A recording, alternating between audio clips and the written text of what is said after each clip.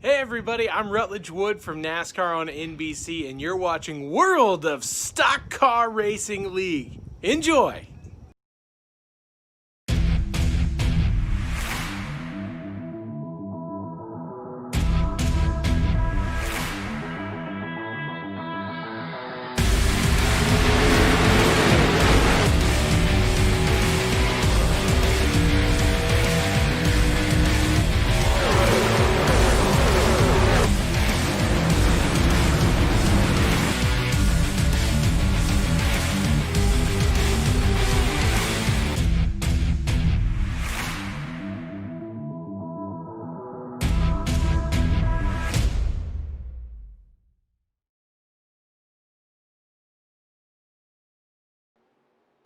Welcome, ladies and gentlemen. We are live. It is time for the Pocono WOSCRL The Brookie 250 set to get underway. I'm your host, Adam Chapman, with a very little voice, alongside with Frank. And we are live here. It is Frank Marchese with me in the booth. I'm sorry if I said that wrong again. No, you're right. I thought so. How you doing tonight, man? I'm doing pretty good. I'm You're halfway better asleep. than worse, but I'm all right. So I want to go ahead and give everybody a little bit of an update. My voice is completely shot, so you're not going to hear me get too excited with things tonight. Frank's going to have to cover that because if I do, I sound like Mickey Mouse apparently. Frank's been making me laugh, so he can't do that. If so, I'm just going to stop the broadcast. I'm joking, by the way. But no, I am looking forward to this race, Frank. Pocono and these 1987 cars, and it's going to be wild, especially after what happened last week. Yeah, it was a wild and crazy race last week, and the finish of that was absolutely fantastic. But here, it's a completely different animal, completely different style track. It's going to be very entertaining to watch these guys go around here. Now, you went out there actually on track, and you did practice with these guys a little bit. Of course, that was your original job from the beginning. You was actually planning on racing the series. For people that don't know, you did come over to the broadcast booth, which has been a big help for me, or great help, because you do know a little bit about these cars. What is it like out there on the track driving these things around, especially such a big racetrack? I mean, we did go to Daytona, but this place is a little bit different, of course. Yeah, you really got to, if you don't mind, you really got to wrestle these cars There you go. around here. You really got to grab these cars by the scruff of the neck and really just drive them. There's really finesse is not really an option in these cars. If you want a good lap time, you really have to force this car around the track. Yeah, and track position is usually a big key here as well. That could be an issue. We don't really know what exactly these cars are going to do. Over the course of the race, you do know, like you mentioned earlier, the tires. You was telling me the tires here get shot very quick. Yeah, tires do wear really quick, especially if you're pushing. I think I did 10 laps, and I thought I was being pretty easy. And my right front was down at like half wear. Wow. So this is going to be a tire killer for sure here, this car at this track. I can tell you this from experience. I was actually spotting. I've been spotting for the last few days here at Pocono. I tried it today, and you can imagine me spotting with my voice. It's pretty funny. I was spotting Derek, actually, who was the one that decided to kill Tony Ball last week. But I was spotting him and the tire wear that he had on his car, and this was a cup car. It was a big one. I mean, it was dropped down to like 61% just in like 28 laps or something. So that's going to be very interesting to see. But we are waving the checkered flag here in practice, and well, I don't think anybody should be surprised. Ben Bandu, who's up in first actually in the points, and I'm actually trying to see where is Tony Ball actually at. Bando's actually second in points by 1 point. Yeah, Tony was P3. There you go. So as you guys can tell, we got different overlays that I'm trying tonight. So let me know the thoughts in the chat if you do not mind, guys. Do you like these overlays that we're using? It's just something that I got that I still got to edit a little bit, but it's something we got that we do want to try here. We got two different styles that we're going to be trying here tonight, so it's pretty cool. But yeah, here we go. First car out on track that I'm watching is Lawrence Shaughnessy right now, the 3 car. Did he race last week? I don't remember him last week, or did he miss? Shaughnessy did race last week. Okay. I thought for some reason, I don't know. Anyway, so we go from North Wilkesboro here to Pocono, and you can just see this track. It is a big place, man. This place is so fast in these cars. I'm gonna be honest. We see a wreck. There's a chance we could see a blowover here. Yeah, definitely. We were at Rockingham last week, by the way. Yeah. Rockingham. What did I say? Wilkesboro? Yeah. Man, I'm out there tonight, dude. Yeah, we got Shaughnessy on track. We've got Drew Ballesteros on track. Calvin Ross is out there as well. Bobby Patrica is going through the tunnel turn right now. Dalton Connor on circuit. Daniel Michael, I believe this is his first race this year. Name does sound different, with the group. Jacob Hobry. Believe that was right. That's what you said. Hobry, yeah, that's what I got as well. Yeah. Okay. Benjamin Shelton on track. We got a lot of guys on circuit here right now. You know, that was one of the drivers I was really impressed with. We'll actually go to Jacob in a 51. We was very impressed with him last week. I actually talked to him through a Discord message yesterday or today or whenever it was, but he was talking about us giving him a shout out. But from what I was told, he is very new to iRacing. I mean, we both knew that already. He got into it in 2017, but he didn't have a PC. He got out of it, and he's only been on here about, I think it was now just about 2 weeks, give or take. So It's awesome. Yeah, it's awesome to see right now. I mean, if he's able to get that good, that's what I told him. I was like, if you're that good starting out, wait till he gets experience. Yeah, exactly. He's been riding this car. He was doing really well at Daytona. Mm-hmm. Had a nice solid run at Rockingham before the wheels kind of fell off midway through the race. But he's for 2 or 3 weeks being on here. This is really impressive because this is not an easy car to handle. No, this is like, I think a lot of people, and we've talked about this in the past, I think a lot of people expected these cars to be a lot easier to go with in the past. And, before they came out, and it takes a real driver or at least a lot of practice to learn how to wheel these cars around here. I mean, you can see it right now. Luke Doran just sliding off turn 3, and we're going to see that quite a bit tonight. I mean, they're a handful. Yeah, you're going to be seeing these guys sliding all around. By the way, to update you on the current lineup, Drew Ballesteros, who was the pole sitter last week at Rockingham, actually just got bumped off. Yep. By Louis Bussa. Bussa. Now, is he new? I don't. No, he was at Daytona. He didn't last too long at the 500. Okay, now I see the car. Week. Yeah. He just set a 58 321. Great lap. Then Ben Bando at a 391. Here's a guy that some of the chat was like, Derek didn't do anything wrong. Tony didn't do anything wrong. It was kind of split with us.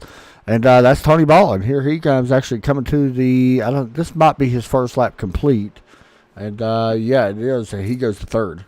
It's a 457 there. And these three were the top trio in practice. It was Bando, Lewis, and Tony. The top three in practice in that order. It's now Lewis, Bando, and Tony here. Now, we do got an in-race reporter tonight. It is the driver from last week that caused controversy. He causes controversy everywhere he goes. It don't matter. And it is going to be Derek Pemberton. He's also a voice here on ESPN. He actually did a great job last night and broadcasted the Friday night short track series that we got to call late last night, and done a great job at covering the race. He broadcasted it, and but we'll be talking to him throughout the race. Hopefully he's able to survive, unless Tony Ball decides, hey, I know what you did last week. And not saying it's not possible, because it is. So let me know in the chat where you guys or who you guys are pulling for in the chat. And, give us your thoughts. By the way, where do we go next week? Do you remember off the top of your head? We are off next week for the 4th of July holiday, but after that, it's going to be Legacy Charlotte. That's going to be fun, by the way. I love the Legacy Charlotte track. Actually, I'm a fan of that more than I am the Charlotte now, just my opinion. It's going to be Legacy Charlotte, Atlanta, and then Legacy Michigan are going to be the next circuits we hit. All right, so with that said, it is time to set the grid, and there you go. There's your look. Lewis Butler going to be starting in first position here. Ben Bandu, Tony Ball, Drew Ballesteros, William. Yep. I'm guessing Bobby Patrica. Skylar Grissom put on a pretty good qualifying effort right there in 7th with the 59.19. And then Benjamin Shelton. Who do we got after that? Do you know? Luke Doran in the 4 will start P9. Russell Bratka, Lawrence Shaughnessy, Daniel Michael, Christopher, Dalton Connor, Calvin Ross, Jacob Hobry, Josh Pena, Nicholas Post, Derek Pemberton, and then Cody Decker will round out the biggest field we've had here so far this season at 20 cars. Post, Pemberton, and Decker not setting qualifying time. That is true. So we will go down to the grid right now, and we're going to talk to our in-race reporter here tonight. It is going to be none other than this man. It is Derek Pemberton here tonight, and we will try to grab him right now. Give me just a second. I got to take me a minute to unmute everything and get where I need to be. Derek Pemberton, Adam Chapman up in the booth. You got a copy? Yes, sir, I do.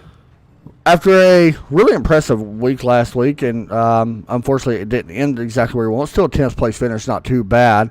Coming to Pocono, a place where you've had experience this week, especially in the Cup car. What's it like out there on the track driving this thing around?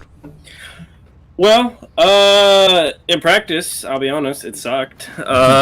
It's definitely, I've made this assumption before that you got to be a man to drive these cars, and these cars are not for the guys that are just looking to get into racing. You do not want to get in this car and just try to learn based off this car. I mean, this car is definitely a handful, and you're definitely going to see it tonight. I think whoever wins this race tonight, they're definitely going to be working for it. I know that their shoulders are going to be tired at the end of this thing for sure.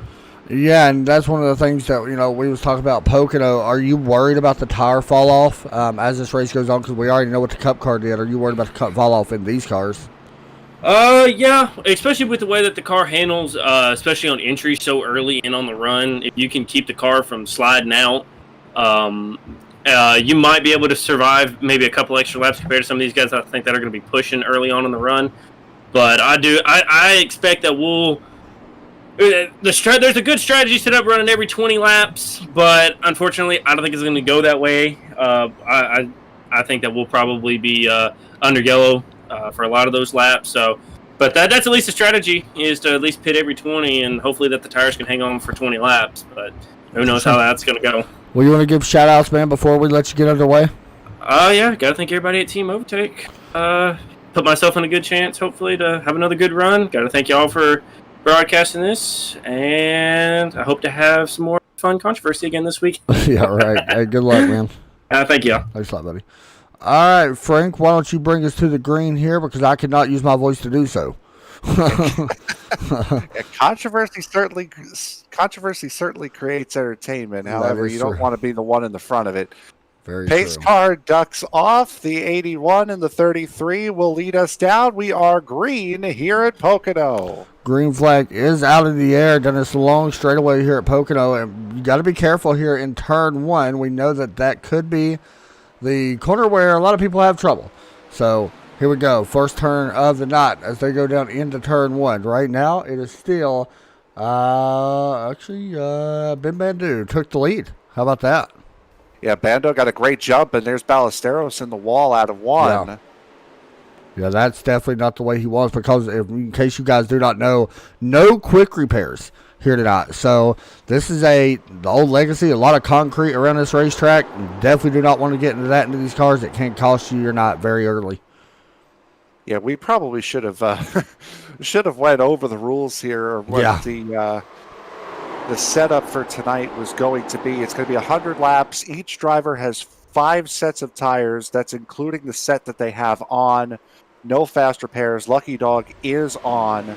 Initial start of the race, as we saw, the leader must wait until the green flag. Beyond that, it is at the leader's discretion as to when he starts. Here's Bobby Patrica right now. He's looking underneath Daniel Michael. Looks like he's actually going to be able to get that. All right, sorry, that was Benjamin Shelton. And Shelton going to get loose. There they go. First 2 go. Okay. And a yellow flag, I believe, will come out. Yes, it has. It was Benjamin Shelton in the 28 of Skylar Grissom. Yeah, and Skylar really, nothing wrong. As we get a look at a replay, it might take me just a second, but there you go. As you get a look at this, actually both kind of slid through same identical spins.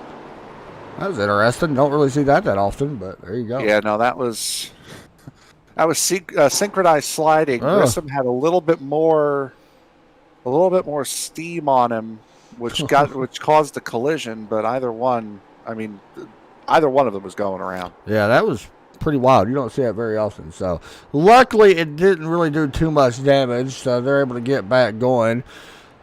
So caution comes out here early, and that's something we kind of expected early on in this race. Anything that you really took from that, we only really got 2 laps, let's be honest, but anything you could take from that to possibly, help us a little bit? We have plenty of time to dissect it. I think it's about a 2-minute caution lap here. It's a brutal pace lap. Yes, it is. I've sat through a couple of them over the course of this week, and they are just death. Well, since that's going on, why don't you go over the sponsors for us? Because I can't. Well, I can, but I don't have my thing up, and hopefully you do. Instead of me putting you on the spot, we can go over that. We could do that if you want to stall for just a little bit. Go longer. ahead. Okay, never mind. I got it. Hey, look, Frank's on it, man. I can just say it. He's automatically on it. That's what I like about Frank. He's good at it. The WOSCRL Throwback Series is presented by CSODiecast.com. CSODiecast.com is an official retailer of Lionel Racing collectibles. Check out CSODiecast.com for some of the newest NASCAR diecast releases. While you're there, be sure to register to their website to receive exclusive membership benefits and savings. We're also sponsored this evening by Manscaped. Get 20% off plus free shipping with the promo code WOSCRL at manscaped.com. Again, that is WOSCRL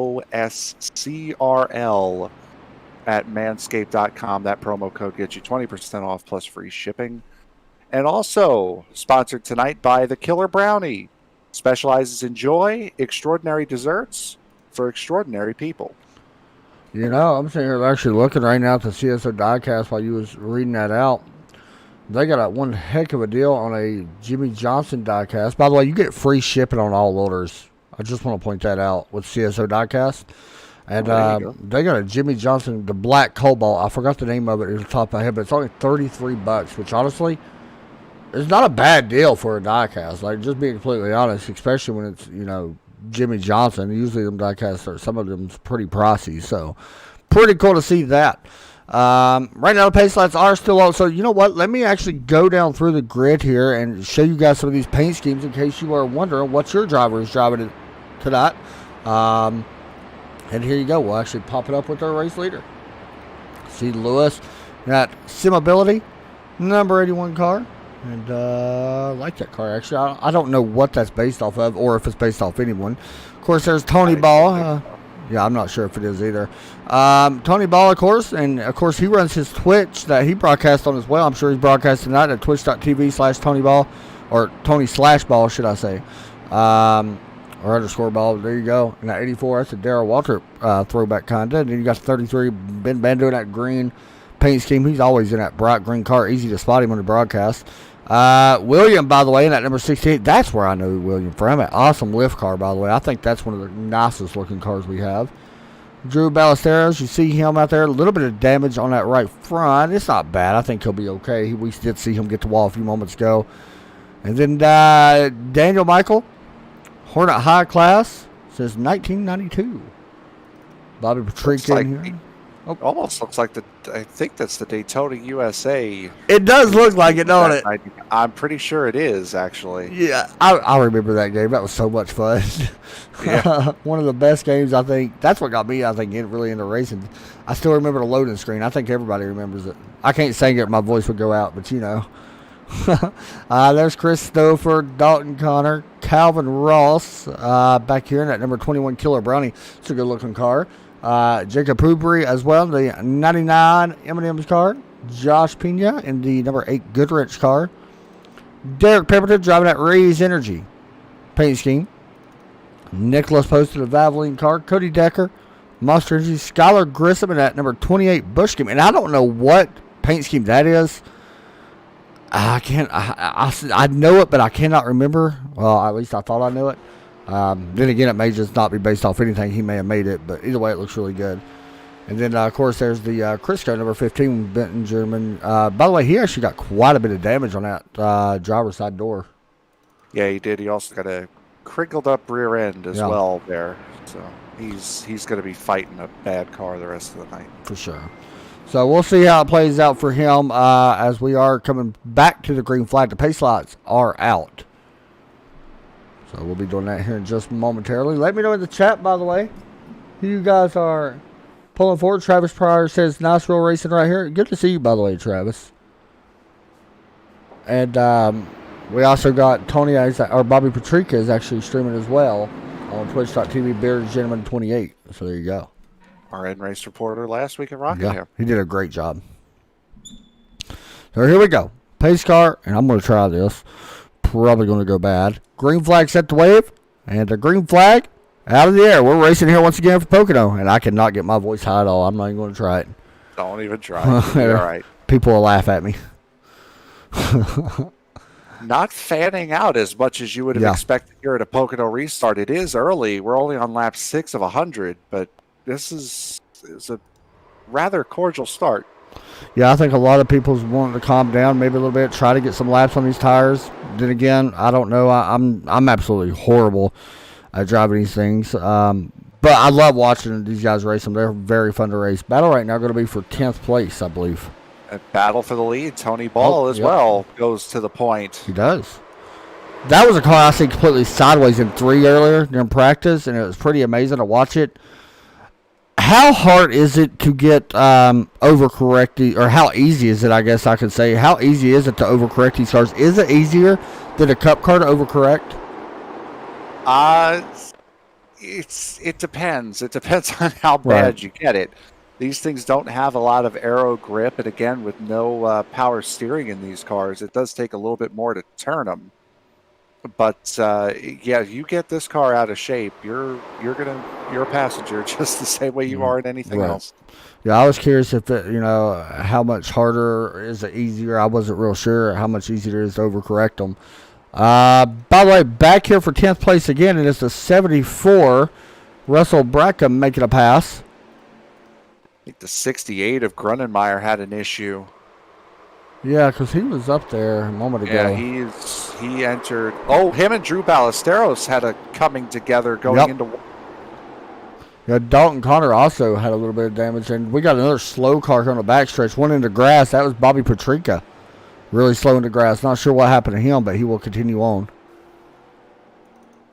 See what happened. Oh, somebody just died, by the way, in 3 and 4 or 3. That's a yellow. Somebody literally just got skyrocketed.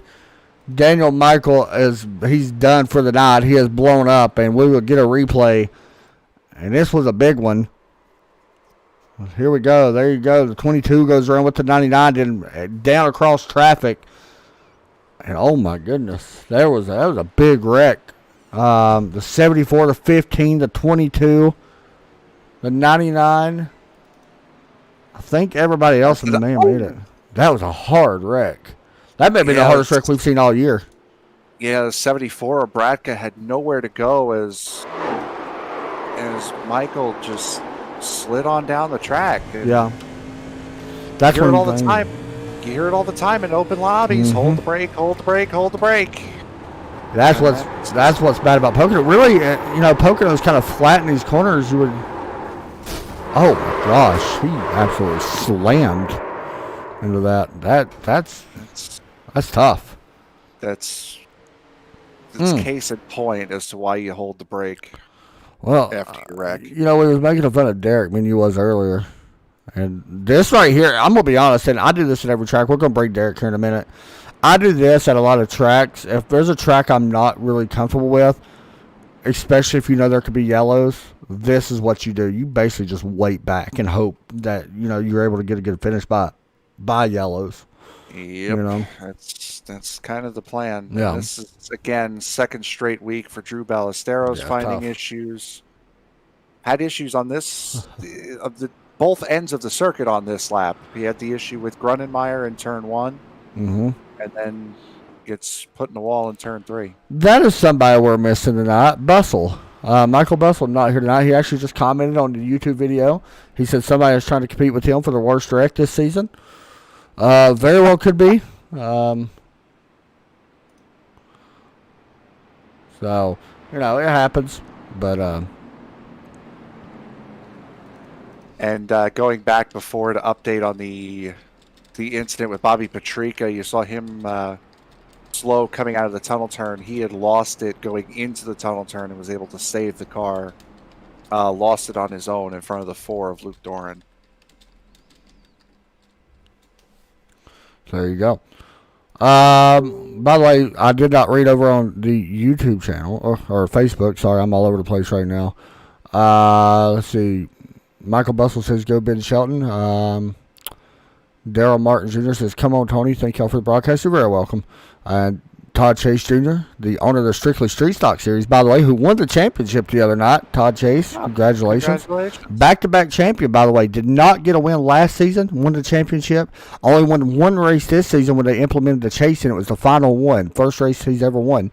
So he won back-to-back championships. Model of consistency. That's right, exactly what it was. And he says, let's go Derek Pemberton. So, Todd, big congratulations to you. Strictly Street Stock Season 3 already being worked up, so that's awesome. We cover that here on ESPN. And you've been doing some covering of races as of late. Yes, I have. Yeah, I mean, hey. Had a lot of fun. There's another Legacy Series starting up on Thursday nights at 8 o'clock Eastern. Forgive me, I forget the name. Die Hard, is it Die Hard? Yes, Die Hard Racing, that is it, yes. I couldn't Die Hard remember for Racing sure. League. That's a startup. They just had their sprint to set the field for the 500 next this upcoming Thursday. It's awesome. So it's a very exciting race. Close finish as well, too. That was a great finish. If you haven't seen it, definitely look at the ESPN YouTube. I've heard a lot about that broadcast, by the way, because I've been talking to someone else about covering another broadcast on a Friday, and they said they watched the race the other night that you all covered, and it was an amazing race. So that's pretty cool. I mean, check them out. The race was absolutely fantastic, and they did something that would be completely illogical and just take up way too much time if we were to do it on a normal as a normal thing. Individual qualifying. Absolutely loved doing that. It was a great watch. And one thing I gotta give you credit on, of course, for people that don't know Frank, he works for CBS Sports, which is an amazing thing, by the way. I absolutely love that. One thing that I was really in particular, I'm very particular on who I broadcast with. I think, Frank, you know that already. I got to give you credit, man. You came into the booth, and it was like you never have. It's like you've been in the booth plenty of times. I appreciate that. And you have absolutely done an amazing job. I really give you a ton of credit for that. And I don't do that to a lot of people. So, good job, man. I've been doing commentary to myself over my video games since I was about 5 or 6 years old. And it's just been trying to imitate what I hear on TV, and that's pretty much how this has all begun as we come out of turn 3. We're going to have to get back into this because I'm curious about some stuff about that. So we'll get back into that here in just a moment as the green flag is getting ready to come back out, and there we go, green flag back out in the air. One thing about the pace car here, it drops down as soon as it drops the green flag. Basically comes out. So it is a very quick run to green here at Pocono. I think it's a lot shorter than most other tracks. It's extremely short. Yeah, it's got to be. Lawrence Shaughnessy right now battling Nicholas Post a little bit further back, and Shaughnessy will be able to take that spot away.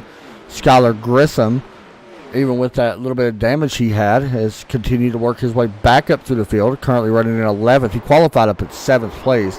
He's done a good job. We'll have to continue watching him to see if he can improve here. He's actually taking a peek here underneath our in-race reporter, Derek Pemberton, right now. And you'll probably see Derek just go ahead and let him have this, and there he goes. He did. And I think that's a lot of things that a lot of these guys, even though, I mean, this is still a new league, let's be honest. It's not very. A lot of these guys have not really raced with each other besides practice and in the race. That's a lot of things these guys are going to have to learn over time. Is give and take a lot of it, especially in these cars. Oh yeah, you're especially early in the season, a brand new league. You're a brand new car, no less. As this battle for fourth here is getting I'm watching pretty nice here between Doran and Stouffer and Grunenmeyer, and that's I believe that's the 21 of Calvin Ross getting into the mix. That's the thing. You're learning, not only learning the new car, but you're learning the new drivers. You're learning who you're racing around, who you can push where, and what people's tendencies are. It's these first couple races are definitely a learning experience for everyone. Calvin Ross taking away that 6th spot, like you just mentioned. One cool thing we do got for you guys tonight, we got crank it up cams that we're going to be using, or turn it up cams as I call them. We're going to be using them here tonight. That will be here in a little bit later, and trust me, you do not want to miss that. It gets loud, and especially with the new camera shake, it gets absolutely amazing watching these cars go by, especially these things. They sound so good. Less copyright issues if we call it. Yeah, we got to turn it up. Somebody's way up there. That was Lewis Bussa, yeah. Went way up the track. Him. He's slow. It's Stouffer just about run him right over. Yeah, that was really close. That's one thing I've noticed even in the fixed races this week with the other cars. If somebody has an issue, it is very easy to get up onto somebody very quick. Yeah, Lewis, the back end just snapped on him. Like right as the car was about to set in one, the back end snapped out on him. He had to chase it up the hill. Kept it out of the wall though, but he's sure he might be a little bit more cautious going through one next time. For sure. Over on our ticker, by the way, that you see, that is the best laps for each driver right now. You know, that's pretty impressive. Saying that, and I look back in 5th, and Luke Dorn's just now put down his best lap. But his best lap prior to this lap was over a minute, and he's up to 5th. That's impressive. Yeah, that wow. Certainly is something, isn't it? That's crazy, man. I did not think we would see that. But yeah, he's done a good job. I mean, one thing I've noticed, and you could talk about this, the tire wear is already showing that it's going to be a big factor. I mean, 58.8 right now, best lap for our leader. Ooh, Stouffer. Yo, he's gotten loose a couple times, by the way. Yeah, he got bad loose out of the tunnel turn there. Put it right to the bottom. Now Doran and Grunenmeyer are both going to pounce on him here. Which turn here do you think is the trickiest? Is it the tunnel turn? The trickiest here, at least for me, has been turn 3. Because turn 3, it widens and it looks like you can pound the throttle, but the back end just kicks out so easily in turn 3 if you hit it too hard too soon. So trying to find that balance of power and speed through turn 3 for me has been the most difficult. That's personally for sure the most difficult. Yeah, I think watching these cars race, we're starting to see what Pocono really can do. A lot of people forget, and I'm not the biggest fan of Pocono. Like, I'll be straight up honest. I'm especially in real life, I'm not the biggest fan. I think the racings are kind of but on iRacing, it may not be the most exciting race you're going to see all season, but this is a handful of racetracks, especially the legacy track that we're on here tonight. Yeah, it is a very technically challenging track. It's one of those things where you have to race the track just as much as you have to race everyone around you, and now you add the legacy cars in. You got to race the car, the track, and everyone around you. So it just makes it a bigger handful. Yeah, and things happen here in a hurry. As we get a little bit look further back, Derek Pemberton under attack right now from Lawrence Shaughnessy. This would be for the 11th position. Derek probably may give him up. You see that back end just wanting to kick out. That's what we've noticed about a lot of these cars over the past few weeks. Even at Daytona when we raced that, the back end really wants to kick out a lot on these things. Yeah, and Shaughnessy has a little bit of right rear damage as well on that number 3 machine, so that's not going to be helping him either. Yeah, a place like this, you would, I don't know in these cars how big of an aero plays. I would guess at a bigger place like this, it would be a pretty good factor. I mean, that spoiler is not the biggest, but it's got to have some kind of effect. Certainly bigger than the one they ran at Daytona. Yeah, there wasn't none. I'm sure you remember that. Oh, yes, I do. I'll tell you what guy I've been watching, Skylar Grissom. He's moving up. He's shown some speed. He's yeah. up to the ninth. He's up to the 8th position. Pardon me, just past the 8, and he's moving. You know, Shooting his way up there. he qualified really well, and Had that incident in turn 1 on lap 2 and set him back. Yep. And I feel like honestly, he looks right now. By the way, he does got a little bit fresher tires. He's got, okay, when I say fresher tires, it's like 2 laps, but maybe that's playing a difference. I mean, it don't take a lot of time to really run them down. So, but I mean, all in all, he's done a good job. Just looks like they're power sliding these cars through these Yeah, corners. yeah. My goodness. The tires are just getting tore up. Yeah, that and a little bit of right front damage from where he made contact with Benjamin Shelton during their synchronized slide there through turn 1 on lap 2. Here's the last lap comparing driver times between our top 2 leaders. You see right there, Ben Bendo a little bit faster last time by with a 59.173 to a 59.236 for Tony Ball. But I mean, you can see right there on the 84, everybody watching, you know, you can just tell that the back end really wants to slide out a little bit. Yeah, and in practicing with these guys before, Bando was just a little bit quicker than Ball at every opportunity they had. He was a little bit quicker in practice than Tony as well, speaking of Bando. And these two, fitting, we've seen them at major points during a lot of these races this season so far, sitting 1-2. They finished 1-2 at Daytona. They were running 1-2 a majority of the race last week at Rockingham. Go figure, they're 1-2 in points right now, separated by just 1 point, after the incident between. That's amazing. With the incident between Tony and Pemberton at the end of that race. Sure, Derek remembers that well. How are you doing, Jeffrey Price? Good to see you, man. It's been a long time since I talked to you. Good to see you in here. Thanks for coming in. And somebody asked, "Where's Connick?" I'm not real sure, actually. That's a little bit of a callback to last week. Oh, well, there you go. That was actually Tony that put it was, wasn't it? Yeah, I just see it during the caution. Tony, don't let. Never mind, I can't say that on broadcast. Might not be good, especially with our in-race reporter being in here. I got to give Derek a hard time. He's going to hate me for it, especially with him making fun of me. By the way, Skylar Grissom closing in here on 7th. He's been flying, man. His last couple laps as he goes right on by the 21. He's been running some very solid lap times. Last 4 laps, he's run a 59.3, 59.6, 59.7, 59.6. This one's going to be a little bit slower here since he's fighting the 21. He's got this track figured out right now. Yeah, he's working it right now. Like, honestly, he's got, I mean, looking at some of his past laps, he's right there with our top 3. Yeah, and these top 3 have, as you would have assumed, these top 3 have checked out.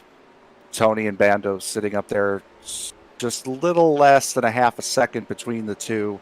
Then there's another 2 seconds back to Lewis there in the 81. And then another 3 seconds back to the rest of the field at Chris Stouffer. Chris Stouffer, by the way, running P4, started 13th. I'm not surprised by that. Not at all. You know, one thing I want to mention is, and we're still kind of early. We're still got 80 laps to go, so it's still a long ways. But I'm not surprised by this racing we're seeing. After the race we had last week, man, I'm not surprised at all. Yeah, like, you get these guys spread out. It's pit stop's underway, by the way. Who's in? Calvin Ross on pit road. Is that scheduled? I'm not seeing any damage on him. Yeah, so he must be trying to split this race up into quarters. That's I can definitely see that because we do get 5 tires. Well, is it 4? You got 4 sets of tires you could change onto. It's 5, including the one you start the race on. So you pit 20, 40, 60, 80. You're pretty well good to go. So he could be trying to split the race into the quarter. Yeah, he could be trying to split the race here into an even 20 lap stints. And he had a 23.5 second lap. And it goes to show you, by the way, how fast our leaders are, because the chances of you getting lapped here usually is not very high. Yeah, no, slim to none. And here the leaders are coming up on him right now. So 8 cars ducking off into pit road. I So, believe Pemberton following him.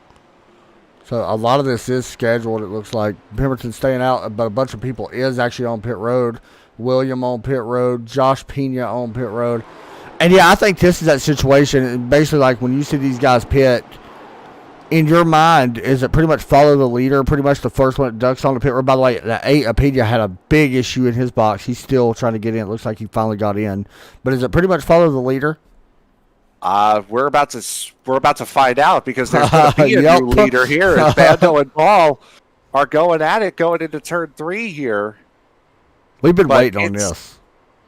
Yes, we have it. There really hasn't been too much of a fall off. Here. Actually, you're right. We've had 2 caution laps, but we've only fallen off about a second to a second and a half on tires, and that's really not much. Bad for Pocono, yeah. Yeah, exactly. That's really not much if you can keep the tires under you. Bando slid up That's just a right. little bit. This race for the lead right now, man. I'm telling you, it looks good. I know they're sitting in the same Discord chat right now. They're Oh, jabbing gosh. at each other. They're laughing, having a good old time. See, that's what. This is the racing that I love seeing side by sides. You know, you of course you hate seeing the touching, or the I don't mind rubbing, but you don't want to see nobody get dumped by any means. But I love seeing some side by side racing. That's what we're going to see right here again in 3. And just to show you here, that's Calvin Ross in front of these 2 Yeah. that are fighting for the lead here. Just watch the gap kind of maintain between these 2, just to show you how much these tires really don't fall off here.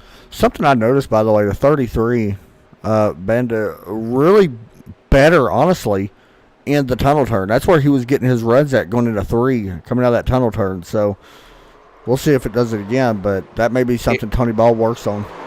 It was at my request. It was at my request that Tony Ball had asked that I mention that Bando is using the auto lift for the clutch. So I got that's I got you. Hey. I got you there, Tony. Oh, gosh. Sorry about that, Ben. I'm sure once he hears that back, he'll be laughing. Oh, something to be said next week for sure, or 2 weeks, should I say. So, yeah, new leader. Bender takes it back once again and has done, honestly, a great job. I'm going to be honest, both of these guys has done a good job. Someone I'm actually surprised, even though he's still in 3rd, Michael Bussa, who is in 3rd, started on the pole. And or Lewis, I said Michael. And honestly, hasn't really lost anything by any means, but he's just holding steadily in 3rd. But I figured he would be a big factor in this one, and he still may be. Yeah, that 68 of Gronenmeyer is not for position behind him. Right. Gronenmeyer has pit. He's a lap down, so he's in no danger there. There's your difference in fresh tires and not.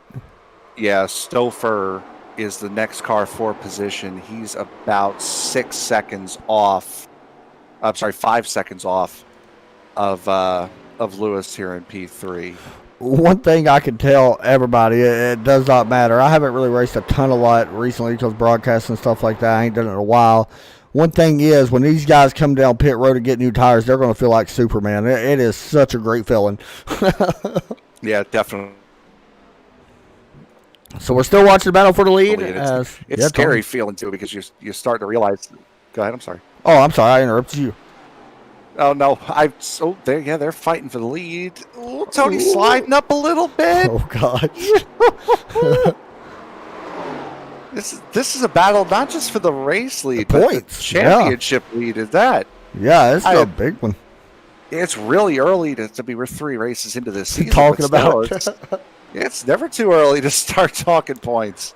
I feel like we're going to have a points battle, whether it be these 2 or someone else, that is going to go all the way to the stretch.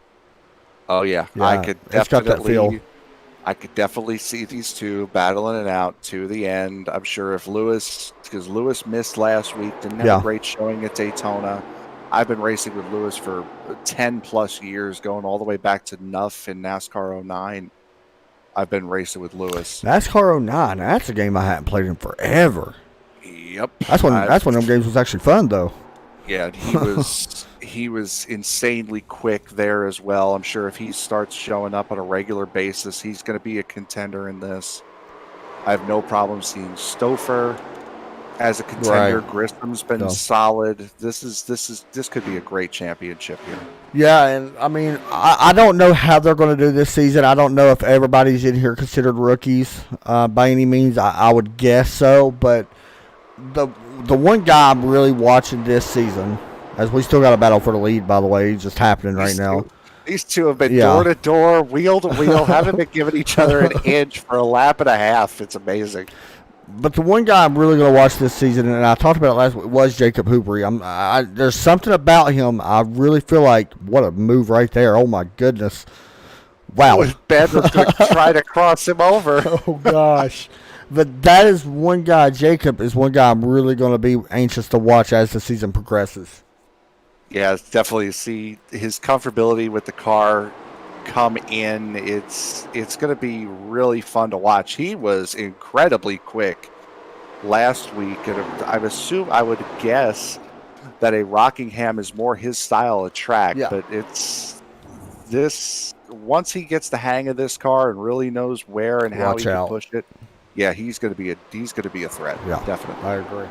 So Tony Ball was able to take the lead. We are coming up on a lap car, and that's weird to say, being that is the 21. Now, he will only be a lap car for so long. That is Calvin Ross until these guys pit. But I think, to your point, we're not seeing a lot of these pit stops because the fall off is not much. Yeah, no, they've been able to keep their tires under them, and it's been a great run as Tony was able to clear. Bando had to stay way low. Yep. And that's one thing about Pocono, man. You just never know when you can catch that lap car. Yep, and it always seems to be at the wrong time. You never seem to catch that lap car at the right spot. Grissom has hit pit road. He's making his stop, and that was about coming to what, the lap 29 right now is what we're on. So, he's got two more sets of tires left. I would have to assume. Pardon me. I would have to assume that he took I would tires. think. Yeah, I think so too. After his slide on lap Bando's 2 around through the infield. No yellow. and into the There wall. it is. There is the yellow. Yep. Oh my goodness. Doesn't Here's look like the he replay. hit the wall too hard. He definitely crinkled up that right front. Oh, just pushed it a little bit too hard. And right there, coming backwards where you got to watch out. Yeah, he's going to be fine. He'll get a lot of that worked out. He'll definitely be fine. But I want to tell you who's getting a break from this. Skylar Grissom.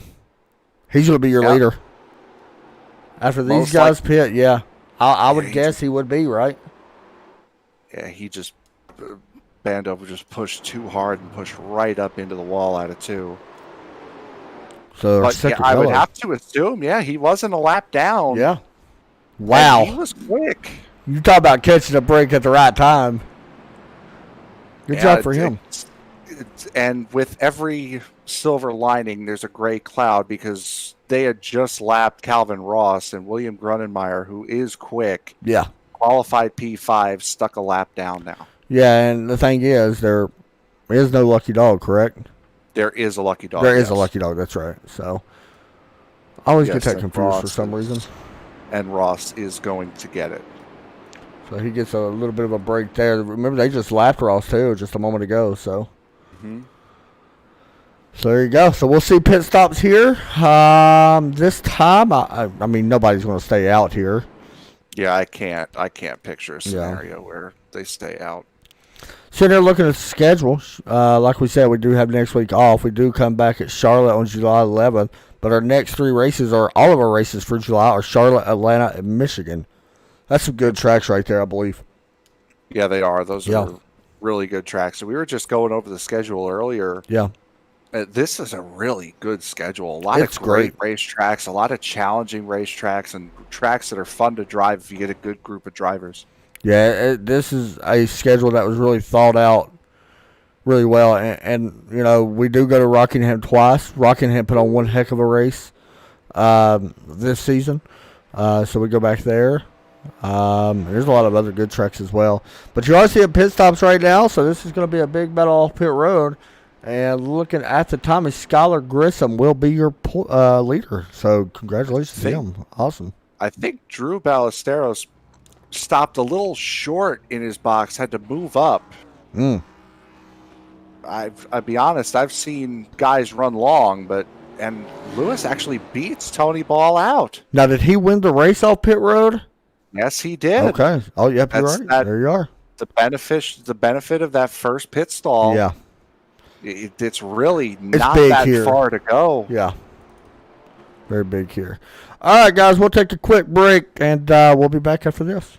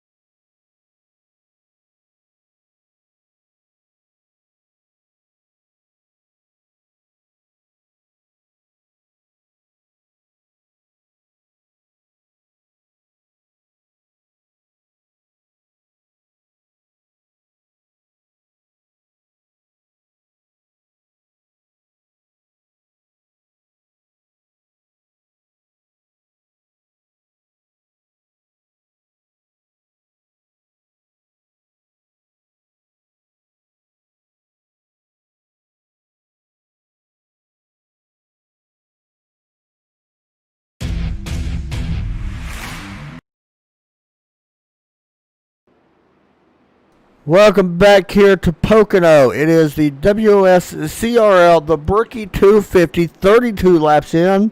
Still a little bit of racing left as we are looking up front right now. It is Tony Ball.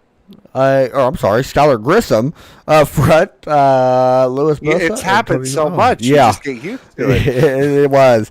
Skylar really got lucky with the caution when it came out, and he was able to retake the lead or gain the lead. So that's congratulations to him as the pace car is in, green flag out. And by the way, you was just mentioning Calvin Ross was the waiver on car. Yes, he was. Ooh, Pemberton goes way down. Bottom. Now he's battling here with Bobby Patrica. Patrica taking that spot away. And I think that was an issue with him and Ballesteros. I'm not sure. Yeah, something happened on the restart. But he had to take evasive action on that restart. Good racing back there right now. Tony Ball getting past.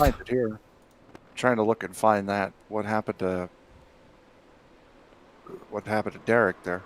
Tony Ball almost got past, should I say. Lewis had a fall back, and actually now under attack from Christopher for third. So we're watching this. Oh, he just got a really good run on Drew and had to make a big evasive move. Action. Yeah. So that's a pretty good run that we've seen, man. The biggest thing that I learned, and you mentioned it as well. Oh my goodness, Bando getting loose. By the way, he is okay for people wondering. He will be back up there. Just give him time as you look at him now. One of the biggest things I took away from that long run, tire fall off, not that big of an issue, honestly. Yeah, no, I mean, to think Tony and Bando were quick to begin with. Calvin Ross on brand new tires was actually losing ground to those guys who had been on the tires that they started the race on. There you go. I don't know if Lewis just got the wall or very close. I'm going to try to get close. I can't tell if his back end got it. I don't see no damage. Well, there's a little bit there. I'm watching Bando trying to carve his way through this field. I will be honest. It's entertaining, man. Oh, that's the 51. Jacob, Yes, yep, he's able to keep it going. I'm going to be honest. Say what you want, and I don't mean this. By the way, new fastest lap is just set by Tony Ball at 58.5. Best lap of the race. But one thing I absolutely love, and this is not taking a shot at nobody else. Oh, the 8's are running for the ball. Watch it. Oh, Did he save it? He kept it. Yes, he did. Best save of the season. Best save of the short season right now. He had the wall and somehow didn't come down in front of Bando. I have no idea. Derek Pemberton giving you a bump going into one. Great save by Pena. Not even close. Yep, that was a great save. Good job for him. That had to be the best save of the season so far. Because that should have been, let's just be honest. Bender just said, well, my race is dead. Yeah, I was just about to say, if that were me, I would have said, yeah, well, I guess my race is over then, huh? Like, he automatically thought his race was done. Here's William underneath Bobby Patrica right now. William going to be able to take that spot away. Grunenmeyer. By the way, William has actually got older tires. He's actually got 14 laps on his tires, counting the caution flag. Yeah, he took the free pass. So there you go. There on that caution to get that competitive car. As it is a very competitive car that he has back on the lead lap. Someone we haven't really spoke about that is moving his way up is right here, Dalton Connor. Haven't really spoken a lot about him, but here he is up in 6th right now, and he's working on 5th of Luke Doran. And then you got Drew Ballesteros right behind him. And Drew, I don't know how Drew does it. Last week at Rockingham, he was the fastest car on the track with a car that was virtually destroyed. Look at it. His car was junked early here, and he's still making time. I mean, his best lap's not bad at all. It's a 59.27. I mean, that's not bad considering what that car looks like. No, and he hit a 59.20 in qualifying, so he's really hasn't lost any pace with how much damage is on that car. So Doran gives up 2 spots. He drops from 5th to 7th as Drew and Dalton both make the pass on him.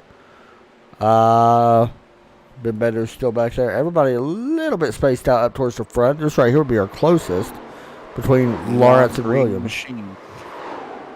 Yeah, he stands out, don't he? Just a little bit. He pops Highlighter out. green. I'm telling you. Highlighter green on gray. I could see how that could be a that could stand out. Yeah, very easy to pick him out when something goes wrong. That's whenever I seen the 8 get in the wall, I automatically knew that was Bando. Yeah, Bando right behind him just because that bright green car. It was so easy to tell.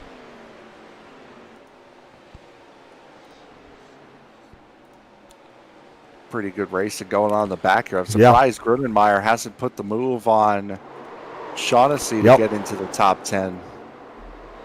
Yeah, over on your left side, by the way, on that ticker, guys, that is your race between each car currently in front of them. So there you go. By the way, one thing Grunenmeyer's got a great run here going into the tunnel turn. Had to back off a little bit. I wonder if he's backing off on purpose like that to get the run out. Of that, or I'm sure he would appreciate the ability to see the corner in front of him. Yeah, because that turn comes up so quick, and it's one mistake and you're done in that turn. I mean, it's so easy to misjudge that corner. Shaughnessy did a big tank slapper there. Still watching these two for 10th place. They're actually kind of running. Grunenmeyer's got to make the move here. There he goes. got the nose under. Shaughnessy holding steady on that That's outside. not bad. That looked really good. His entry into turn one was amazing. That looked great. Actually closed the gap up on Derek as well by doing that. Yeah, great job. Great job of defending there from Shaughnessy. Everybody right now kind of in front of them. Well, they ain't super space. By the way, Drew or Ben Bendu actually got around Ballesteros for 6th. Oh, what a surprise, right? Telling you. All right, guys. Quick, man. Oh, go ahead. I'm sorry. I'm saying they're quick, man. What we're going to do, guys, we're going to do something I like to call Turn It Up here. So crank your speakers up, even though it's 12 o'clock at night. Wake everybody up in your neighborhood, because why not? And enjoy.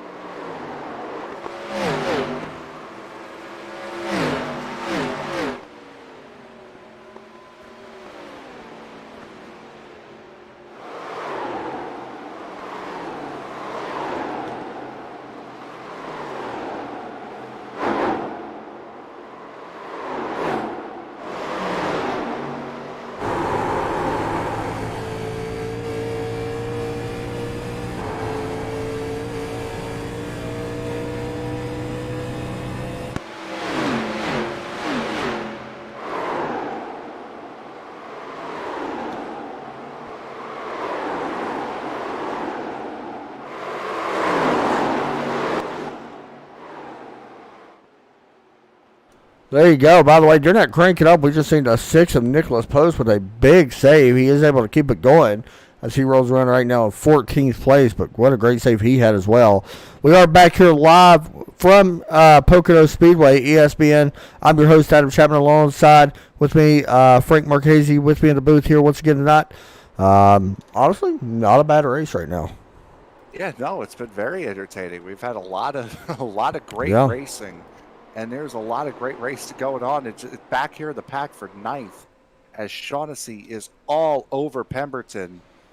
And that has allowed Grunenmeyer, Patrica, and Hobry to come right back up into this group. And this is by far and away the best battle we have on track for P9. Yeah, one car that is in this as well is Josh Pena. Even though he's one lap down, remember him and Derek actually got into each other. Derek got into the back of him, should I say, into turn one. That's where we see that great save by Pena. So if there's any kind of love lost there, just saying, we'll keep an eye on it. But right now, a good battle here between a lot of these top 9, 10, 11, 12, 13 place cars. Doran and Ballesteros are side by side here for P7 as they drag race it to the line. Behind that, though, there's Pemberton taking a big old defensive line there. And Grunenmeyer was right on that 3 of Shaughnessy, but as you were given that little recap there, he went way wide in the tunnel turn, put him right back into the clutches of Patrica and Hobry. One thing I can tell you about Derek, and I've talked to him plenty of times, we look at him right here, he is our in-race porter. Haven't really talked to him yet, since such long green flag runs, it's kind of hard to. But one thing I can tell you about him, he told me flat out, and this goes for any league that he's in. Oh, the 3 hard into the wall, Shaughnessy. Hard into the wall, able to keep it going. But one thing I can tell you about Derek, he said even after last week, he hates to race Tony like that. He said, but it was for the win. He said he was tired of being ran over a little bit, and in every league that he runs, so he's going to go out and try to be a little bit more aggressive. And we seen that last week, and same here tonight. Right now, up to 9th, and I think if he gets a solid 10th or top 10 finish, he'd be okay with that. Yeah, and as I said last week, that was a pure racing Right. incident. If that would have happened with 70 laps to go, then it's absolutely ridiculous. So there should be some sort of penalty levied on Yeah. him. But that was with 7 laps to go for the race win. No green white checkers coming through here. So that was a great racing block and just an unfortunate situation, an unfortunate result. Yeah, you're not racing for second place. I mean, that's the way I always looked at it as well. Nobody wants to finish second. Nobody wants to finish third. Of course, there is wrong times and right times to go about it. And he felt that was the right time. So, I mean, no matter what your thoughts are on it, as Dalton Connor here actually going to look to the inside of Christopher. But no matter your thoughts on it, I mean, you got to give Derek credit for at least defending his spot and trying to pick up the win, even though it unfortunately took out Tony and Derek both. Either way, you know, it was definitely a great for us to cover anyway. Certainly was. So, and just wanted to mention, Hobry's had a moment somewhere. He's fallen way off yeah, he's way back here. that battle that he was in for P9. Yeah, there's definitely. I don't see no damage. I'm not sure if he really slipped up a lot and went way up track, maybe, or maybe just falling off here a little bit. But And don't look now. Look who just found his Yeah. way back into Yeah. the top 3. yeah, I just now actually went to it. As soon as you said that, I was back to it. And well, Tony Ball, you get ready to have company probably sooner than later. And I can't wait because that was a heck of a battle we see between them. Now there's 7.5 seconds between Ball and Bando right now. If he could run him down before they have to hit pit road again, that'd be impressive. I think he's going to need that pit Yeah. road hit. Yeah, I agree. Actually, last time by, Lewis and Ben both faster than Tony, but, you know. Yeah, Tony's probably cruising. Yeah. Right now. He's got 2.5 seconds to Lewis. Probably taking care of his stuff, I would guess. Yeah, 7.5 seconds back to Bando. But look who's Dalton Connor and Chris Stouffer sticking right with Bando. Now they've lost a little bit of ground to him, but they're not falling off at the same rate as a lot of the other guys that Bando's passed. Dalton has honestly impressed me. Yeah, He's done a good job. Yeah, he has had a really great race.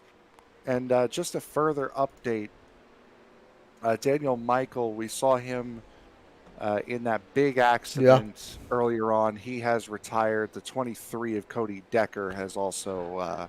Daniel Michael's actually out on the track right now. Is he really? He is.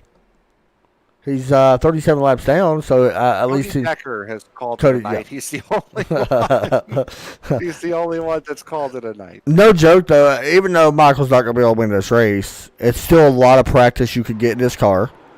It's Yes, still, definitely. especially since it's still a newish car here on iRacing, it's a lot of practice you get under race conditions. You're still going to pick up a spot, and we're just now coming up on a halfway spot, so you never know if something else could happen to someone else and you could pick up more spots. So, you know, you got to give him the credit at least for being out there, at least getting some experience more in this car. Called points racing. Yeah. That's all that's So, called. even if it's just a point, I mean, we're seeing right now the battle with actual our points leaders. A point does matter right now. Yes, So- it certainly does. So It's something to been watch. it's been a great run to watch these guys, and Ball has run away with it as you do. Lewis is hanging right in there, showing exactly what I thought he would. Again, having raced with him for so long. Bando's got a lot of speed, and Grissom's been solid after his little synchronized spin on lap 2. It's been a great race to watch. Got a comment on YouTube from Michael Bustle. It said Tony does that to people sometimes with 70 laps to go through, and he did it to me, and I was out very early last week, he said. He nudged his way inside of Derek, and Derek just didn't give it to him. And yeah, I mean, that's, you know, part of it, like we was talking about. And also another comment from Pyrex Cobra says, pulled a scholar from last week. So there you go.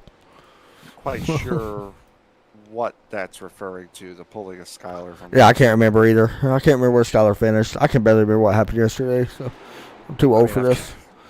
I've got a pretty decent memory. I'm not too familiar with what happened there. Lawrence Shaughnessy getting around to 68 here. William on the outside, moving his way to the top 10. So I was talking earlier about you, and since we kind of got a long run going right now, what a better time to bring it up once again. Of course, you broadcast or you help work with over at CBS Sports. Was there a broadcaster that you looked up to that really made you want to get into broadcasting? Because nobody just wants to join, you know. I mean, I'm sure some people do, but was there a certain person you looked up to that made you really want to? For me, what made you get into it?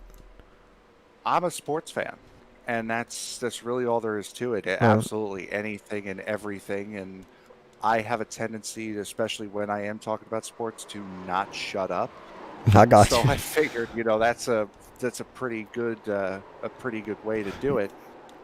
That and I mean, I've described myself the same way Jeremy Clarkson of Top Gear and the Grand Tour has, right, as being allergic to manual labor. So that's I got you, hey. I got you. That's another thing there. But as far as like what got me into the business was growing up in the car with my grandparents, since my parents weren't really big sports fans, right. Listening to Mike Francesa and Christopher Mad Dog Russo on WFAN, and the fact that I'm working for that radio station, can actually call Mike Francesa a co-worker. That's awesome. I've only seen him once. Is just it's a dream come true. That's awesome. I'm not gonna lie, I love hearing stories like that. What is your favorite sport? Since that is a question. By the way, you and Derek Pemberton would get along really well because that's all he talks about. What is your favorite sport to actually, talk about or be involved with? I'm a baseball fan, but I'll tell you what, with everything we got a caution here on this. Oh, yep. Calvin Ross is slow, and Daniel Michael is really slow into 99 again. Michael. I believe that's who it was. Yeah, Michael spun it off of 3. As I mentioned earlier in the race, it's very hard to get that power. The exit of 3 looks so wide. It's so easy to just run it off too hard. And it looks like what Daniel Michael did there. So, yeah, baseball, your biggest thing, like you were saying? Yeah, but with everything that's been going on over the last month or so, right. with all the money arguing, it's aggravating, right? Yeah. I grew up. My dad worked for the minor league baseball team here in Bristol, and so I know quite a bit about baseball. Growing up in it, I'm gonna be honest, I still love it. I love the Atlanta Braves. I don't watch it as much as what I used to. I've always been a Braves fan, even though the farm team here is the White Sox. Actually, now I'll take it back. It's actually the Pirates now. But, I like baseball in general, you know what I mean? Yeah, I'm a Met fan. Hey. Born and raised. Hey, chop all the way, buddy. Had to do it to you. I'm a huge football fan. I think football's probably my favorite sport, and then, probably racing. Well, football for sure. Racing's pretty close because I like other sports as well, but racing's definitely up there. I like short track racing, you know what I mean? Yeah, for me, I would put it as I'd put it at baseball, and in a close fight between racing and hockey for second. Yeah, you're up in New York, so I can definitely understand why you like to mess now. That makes a lot of sense. Awesome. Everyone. I think everybody up there likes the Mets. All right, here we go. Pit lane is open. The cars are on it, and like you just heard, everybody is on. Oh, and their mother apparently is riding with them, and they're on pit lane. Here we go. Tony Ball, first one. One of the last ones in. Michael Buss. Oh, Buss actually had problems. He had to back up. And Ballesteros as well. He's not in the box right either. Man, pit road's been tough here tonight for these guys, ain't it? Yeah, it's funny. Yeah. Drew stopped short. Then he drives it through, has to We seen back up. Pena have trouble at one point. And I don't know who, yeah. That looks like it looks like Tony, Skylar? Skylar, and Bando. That's the way it looked off. If Skylar got off pit box, let me check his pit box time. Actually, it's not going to show us right now. I'm not sure why it won't show us, but not sure. But either way, great job for him. Wow. That's a heck of a stop for Skylar, because wasn't he back in 4th or 5th? Yeah, I think he was in 5th. So I think Dalton Connor had gotten around him at some point before that, right before that caution come out. He had a 20.8 second stop. So he's got the Mr. Clean pit crew this week. Yeah, because that was quick. He was a second faster than everybody on pit road. There was actually a 20.2. Real fast, before I forget, because I'm going to butcher it if I don't, I need to bring in our NRS reporter, Derek Pemberton, who will be like, well, NRS reporter, I guess not. Derek Pemberton, Adam Chapman, ESPN. You got a copy on us? Yeah, I do, man. Long race here tonight, but overall doing pretty solid, sitting in 7th. Talk us through it so far. Yeah, I think I've got myself set up for a run. It takes me about 10 laps into the run, and then I kind of start running everybody back down. So it's just kind of surviving right now, and it's trying not to get ran over, which apparently is hard for some people who can't see a big bright yellow car. So he definitely paid the price for that one. But besides that, I mean, it's been pretty clean and good racing all around. Besides that, I mean, it's just been good. I can't believe that 33 car's just got the pure speed that he has for having such a damaged race car. So that is surprising. I want to see him get back up there and try to see if he can battle that 84. What do you think, man? It don't look like the tires are really falling off a ton. We was talking about it. They're really not. I mean, the tire wear is dropping. It's just the time and speed isn't really dropping. You can kind of start feeling it that the car wants to slide a little bit more without catching like it does early on in the run. So, but I mean, these cars are just so overpowered that it makes up for it. So the times aren't really falling off, but I know the tire wear in itself actually is. So if we get another good long run, I think we've had 25 lap runs these last 2 long runs. So I think if we start getting to 30, 35, we'll start seeing the green flag pit stop. Hey, man, go see what you can do. Good luck. Yeah, go Cardinals. he had to say go Cardinals for you, Frank. Thank you.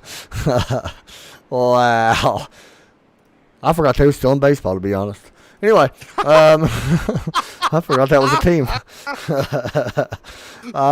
Gary, come back to the green flag, and Frank, why don't you bring it to it? I don't even need to say anything now. Thank you. Hey. Coming around turn number 3. That's Benjamin Shelton on the inside. He's the only car 1 lap down. As we get set to go, green flag is in the air. Back green here at Pocono, just a little bit past halfway. I like seeing the trash talk in YouTube. Michael Bussell said that he will see Tony Ball at Atlanta, and Tony Ball replies, "No, you won't. I'll be too far in front of you." I like that. Yeah, he's a friendly one, and he's a friendly one and a multitasker. Is that 99 is going to make a lot more trouble for himself than he's worth right now. Jacob Huber just went through the grass, and I don't know. He's going to be able to pull back on track. He's trying to get it straight so there will not be a yellow. Still working on it. Michael is in a bad spot. He's on the outside right now. Oh, big wreck. Big wreck. People through the grass. Just hold on. I don't know who's involved. Saw Bando and Grissom involved. The 4 is in it. The 6 is in it. The 15. That's about as big as you're getting at Pocono.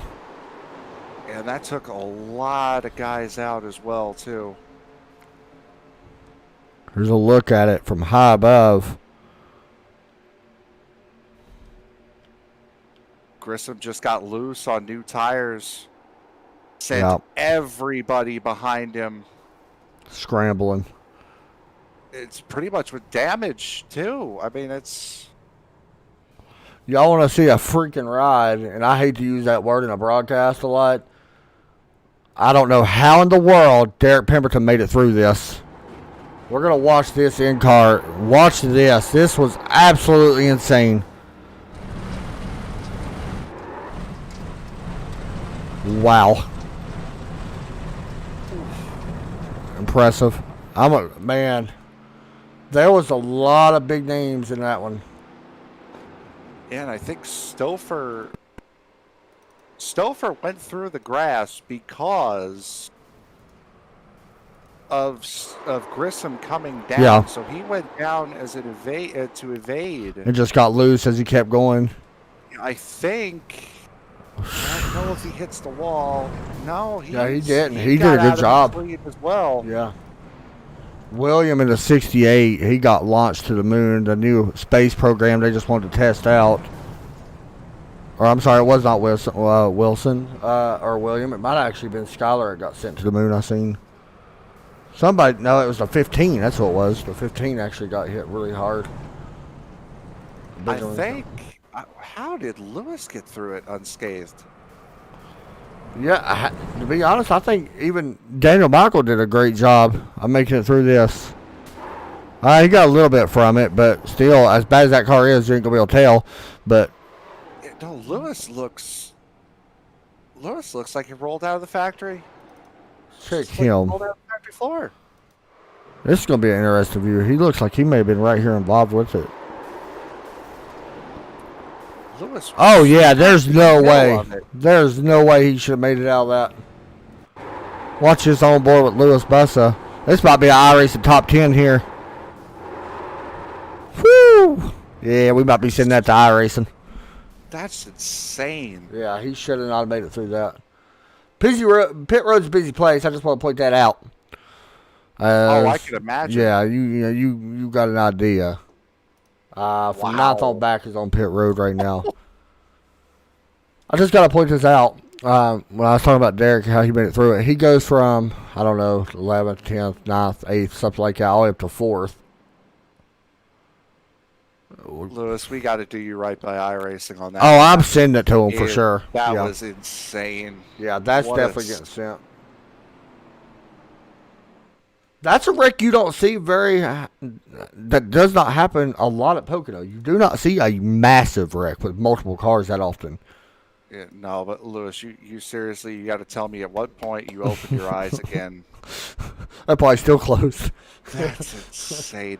You're left with now 4 cars, really, with no damage. You have the 81, the 84, the 13, and the 82. Yep. 82's got damage. Everybody else, well, not from that wreck. Not from that wreck, yeah. Actually, you don't have much. Those 4 are really the only ones that are in contention for this. The rest of them have gotten some big-time damage. But I'm sending that to iRacing. Like, you gotta send that to iRacing. There's no way you can't. Yeah, that was absolutely incredible. Good job, man. That's hard to do, especially in these cars. Like, how did he was able to react that quick getting through that? I have no idea. Yeah, we won't. I don't. Whatever. That's the things you can do, I guess. Good job for him. A lot of guys right back on pit road. Oh, well, never mind. Yeah, who I feel bad for is right here. I keep doing the same thing. I'm on replay thinking it's live. I've done it too a couple times tonight. No, I just did it again on Thursday. Oh gosh, here's who I feel bad. Ben Bandu. Yeah, he worked his way right back up there. And that may be the one that actually takes him out. Right now he's that's it. A lap down. Probably going to go a couple at least, maybe more. That's tough. And I mean, we can't say Skylar Grissom. I mean, he was doing great too, and unfortunately, that's just turn 2 at Pocono, man. It's so easy. Like we was talking about earlier, it's so easy to misjudge that turn.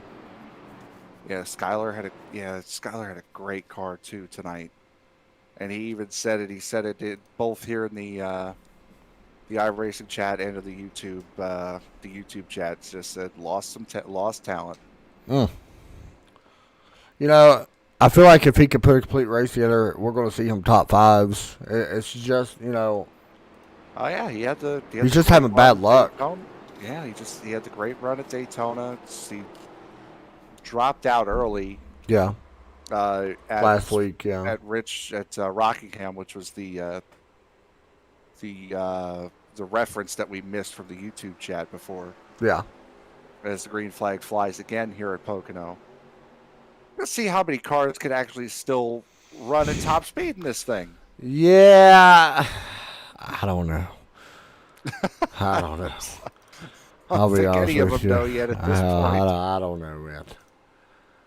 Either way, this is pretty interesting. I watched the 3 and the 8 run together. It's literally almost the same paint scheme, just different sponsors. Pretty cool to see that with Pena and Shaughnessy. Did Patrica make it? No, he didn't. This car don't look horrible, but there is a little bit of damage on that side. Tony might have kissed the wall there out of the tunnel turn. A tunnel turn claimless people do not, which I don't think we're surprised. Let's see here.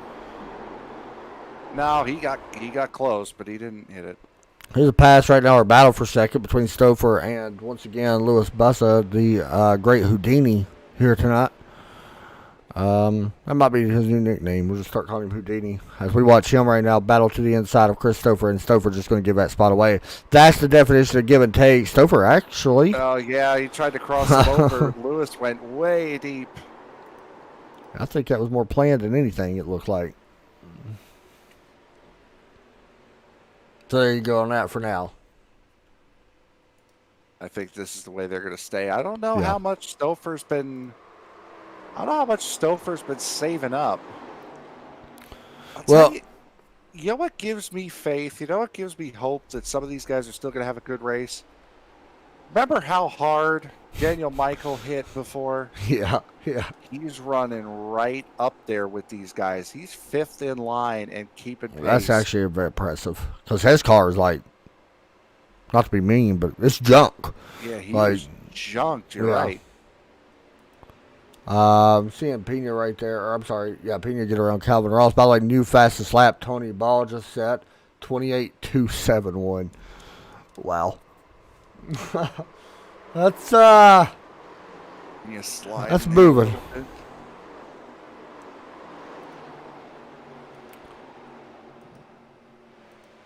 What was the lap time again? I'm sorry, I missed that. 28.271. It would have been a 58. Right? Or 58. Yeah, I can't speak apparently. I don't know numbers either. That's hard. Fine. We have trouble. That's why we're on ESPN. No offense, Sam. And just so you guys know here, Bando, Grunenmeyer, and Benjamin Sheldon still on pit road. Bando and Grunenmeyer 4 laps down, Sheldon 6. Yeah, unfortunately, that's probably going to end our night, or definitely a chance at winning, unfortunately.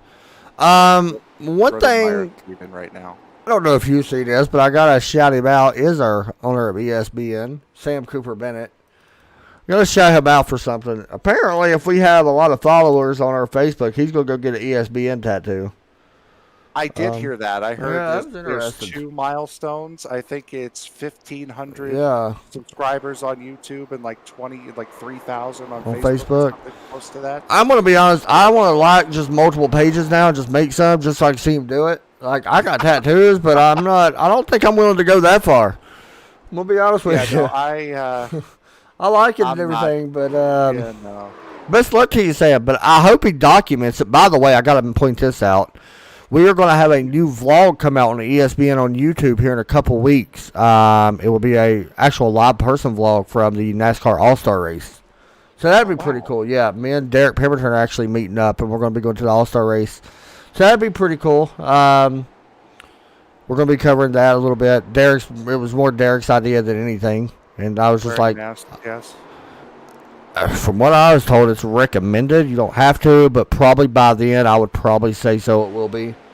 Yeah. At least I would guess, as aggravating as it is.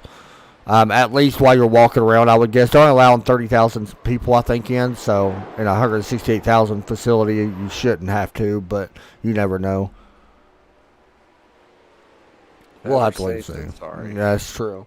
I just want to point this out. Skylar Grissom's not out of the race. He's still actually racing, but we are watching a battle right now for fourth and on back.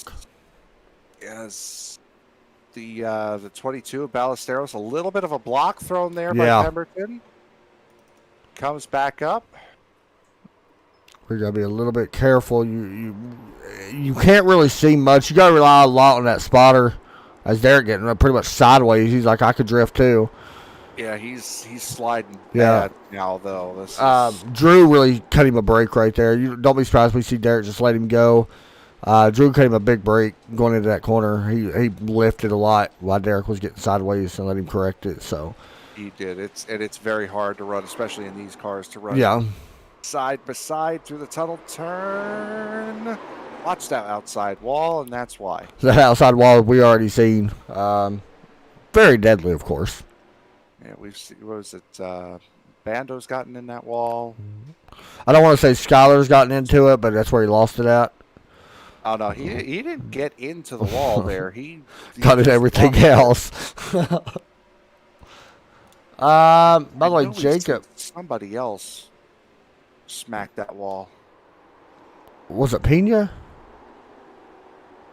I don't know if it was at turn one. Pena had his episode in turn one. One, right? Yeah. I know somebody else has knocked that wall down. Oh, 100%. By the way, all these cars right here are for possession. From fourth, pretty much back underneath a blanket right now. Except that the 99 is. Yes, not. that's correct. Yeah, that's correct. Forgot he's actually 37 laps down, but hey, you never know. Yeah, what do you know? Somebody slow going into 3. It looked like. Let's see, that was probably Benjamin Shelton. Yeah, that's who it was. Yep, I seen that. The speed dropped way down. He may bring that car to pit road. Yeah, he is. Oh, unfortunately, not the night he wanted as well. 10 laps down now. He's on. Grissom just wrecked, by the way. He wrecked coming off turn 3, hard into the. Here's a replay for people wondering right here. Getting loose off turn 3, hard into the. And the caution's out. And there you go. The caution is out. But he actually plowed right into that metal guardrail. So there you go. Caution coming back out here. Tonight, and why don't you do another favor, and why don't you go over some of these sponsors again? I certainly will do that. We'll give him some time to bring up his notes because I got you. I throw it literally. I don't know why I just don't message it to you. Honestly, it'd probably be better. It would be nice to get a little bit of a heads up. I kind of just throw it on you. Since I am a semi-professional, mostly amateur broadcaster here, I am ready to go. I'm just going to throw it at you. The WOSCRL Throwback Series is presented by CSODiecast.com. CSODiecast.com is an official retailer of Lionel Racing collectibles. Check out CSODiecast.com for some of the newest NASCAR diecast releases. While you're there, be sure to register on the website to receive exclusive membership benefits and savings. The Brookie 250 is also sponsored by Manscaped. Get 20% off plus free shipping by using the promo code WOSCRL at manscaped.com. That promo code, once again, WOSCRL at manscaped.com. And finally, we are also sponsored this evening by The Killer Brownie. Specializes in joy, extraordinary desserts for extraordinary people. You know, no joke. The Manscaped sponsor actually sponsors a lot of big time like podcasts. I know Pat McAfee show is actually sponsored by it, and I love that show, by the way, or the podcast. So pretty cool to see them sponsor the league as well. Yeah, pretty awesome. All right, so pace lights are still on the pace car, getting ready to go back off. We are actually coming up on 30 laps to go here soon. We're coming up on lap 68, so we still got a couple before then.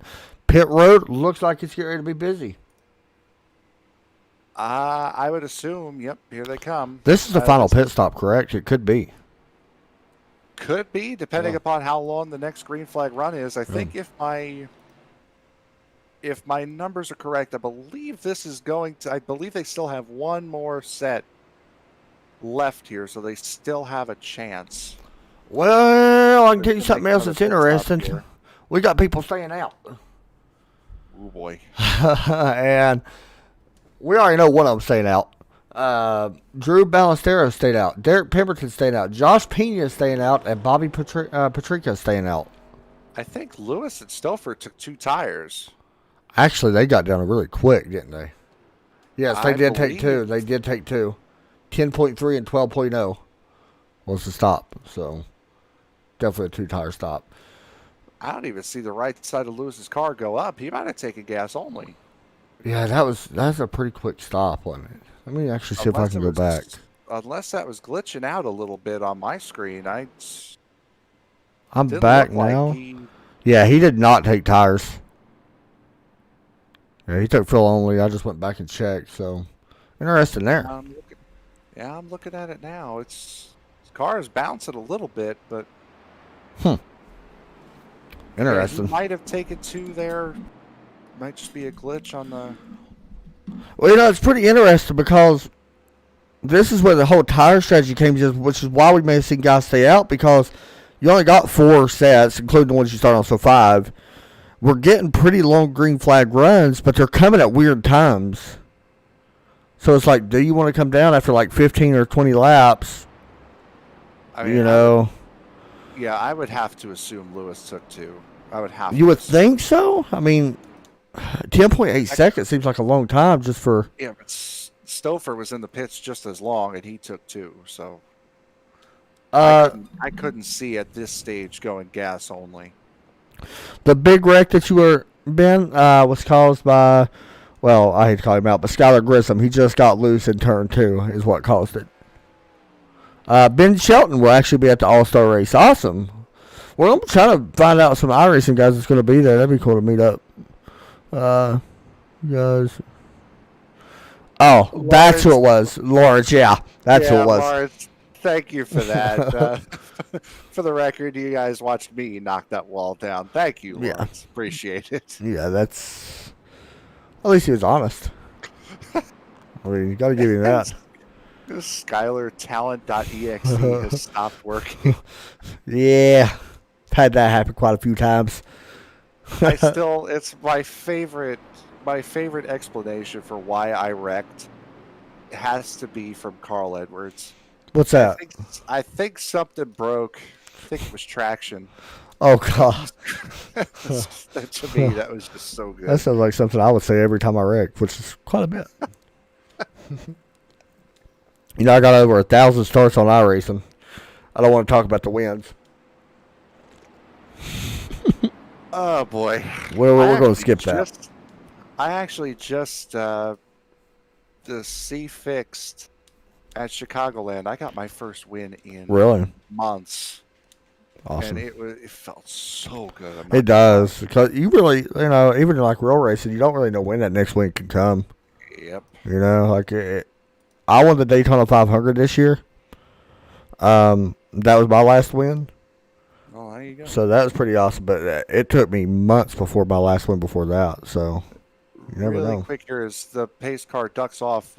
Reset here this field as we go green. Drew Ballesteros, Derek Pemberton, Josh Pena, Bobby Patrica all stayed out. Those are the top 4. And then it's Louis Bussa, Chris Stouffer, Oh my Tony gosh. Ball, and Lawrence Shaughnessy as they're starting to get a little bit more chippy here as we get down to the latter stages of this race. 30. Ball right now is 3 wide. I just want to point that out with Patrica. It does go down to 2 wide, and there was somebody else that backed out of that could have been 3 wide. Ball's in pretty much a hornet's nest. Actually, a lot of these guys back here are pretty much in a hornet's nest, not just him. So Patrica is going to try to stick it under the 80s, the 68 there of Grunenmeyer. who was that? Dalton Connor really backing kicked around a little bit. Good job on keeping that straight. Lewis put the slide on the 99 there of Daniel Michael. A big slide on him. And now Tony's right on the 81. It's a big race right here between these two. Of course, Tony, we know for a fact took 2. Not sure about the 81. We're assuming he did. take No, it for what Tony- it's worth. No, Tony took 4. It was Stouffer that took Okay, 2. Stouffer, that's right. Lewis sat on the pole here, so we know he's got a quick car. Saving it up, plus those 2 tires. Now, he's got to be The careful. 99 got a big tank slapper out of 1. My goodness. You got to be careful here if you're Tonying away because these guys did not pit a lot older tires. You never know when they could slide up a little bit. Pena's going to do a good job and give him a gap going in. He knows he's faster. Didn't do a good job in Lewis's eyes. He shut him right down going into the tunnel turn. We finally get to see Tony Ball and Derek Pemberton near each other again, by the way. I think these 2 will be all right. We bet find out. If you're Derek, you're not going to put a block on. No, they got close there. I honestly, and Ball's giving him, I mean, you could fit a city bus in between the gap that they've got right now. And Derek's not running them down the circuit. I think Derek knows he's faster. And there you see Derek actually lifted earlier. Oh, that camera angle that I had, it looked like they were alive. I'm not going to lie. I did too. I was like, well. What do you say?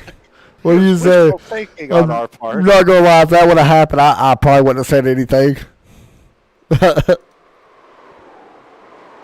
Christopher with the back end kicking out. I've talked to Tony a lot this week. He has not mentioned what happened at Rockingham once. That's good. So. At least it's, he let it go. And we know Tony's a good racer. He knows what kind of situation he is. And the thing with him, he knows he's a points leader. So you don't want to have really no bad blood with anybody. Exactly. Because, let's just be honest. One of the guys could honestly. Yeah. So you don't want to put a risk at that. Here's a position battle. Lewis Bussa on the inside. Looks like he's going to be able to take the 4th way, yep. And then working on Derek Pemberton. Pemberton. Into 1. Wouldn't you know who won the pony?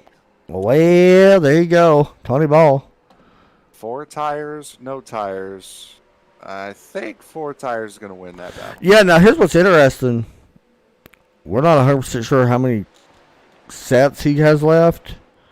I Is think it 1? Tony has 1. That's what I I'm don't know thinking. how many Drew has left. Yeah. If he hits the wall. Oh, gosh. Caution's out. Man, that was turn 2. Oh, the 67. Watch coming behind. Oh, he took a big hit into that barrier. We're going to watch that. Here's the wreck with Drew, and then we will jump back to the 67 immediately once we see what happened to Drew here. You see the slap on the wall, and he just bounces to the inside. Then here's the 67. Drew towed it, by the way. Back in the lane. And here's what happened to the 67 of Dalton Connor, and we actually did not back it up far enough. If you look at TV1, you'll get a nice little shot of him coming in there. Oh, my goodness. He head first into it. Yeah, he did. Yeah, I'm just going to be honest. Real life, that car ain't driving away from that. Just putting that out. Because that was a hard hit. Going to be interested to see who pits here. That left front fender in real life, that left front fender would be a negative of the would be a negative of the Armco barrier. That's for sure.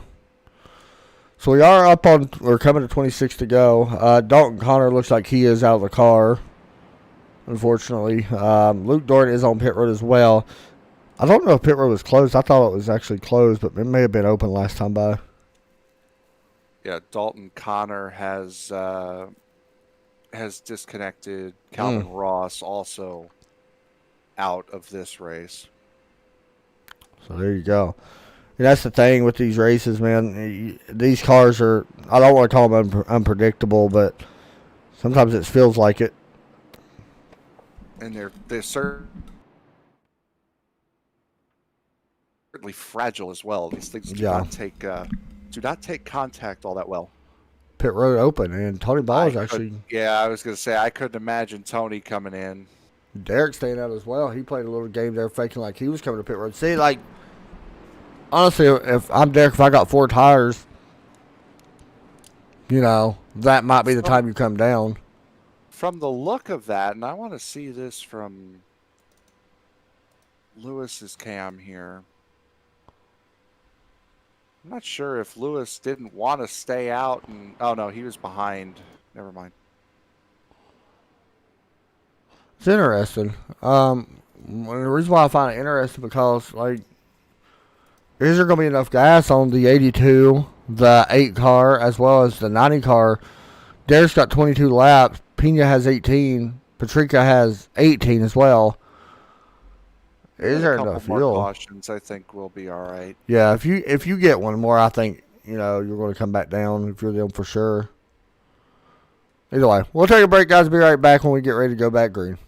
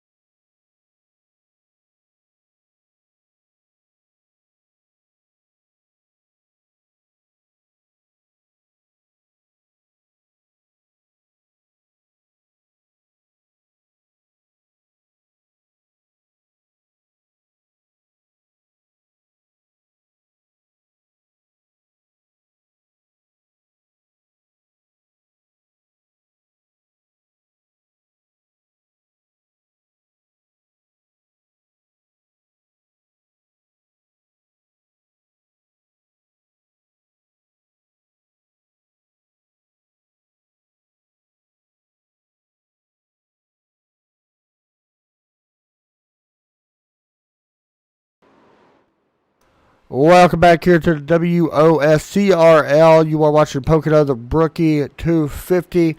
Was told that Drew Ballesteros is still actually in this race.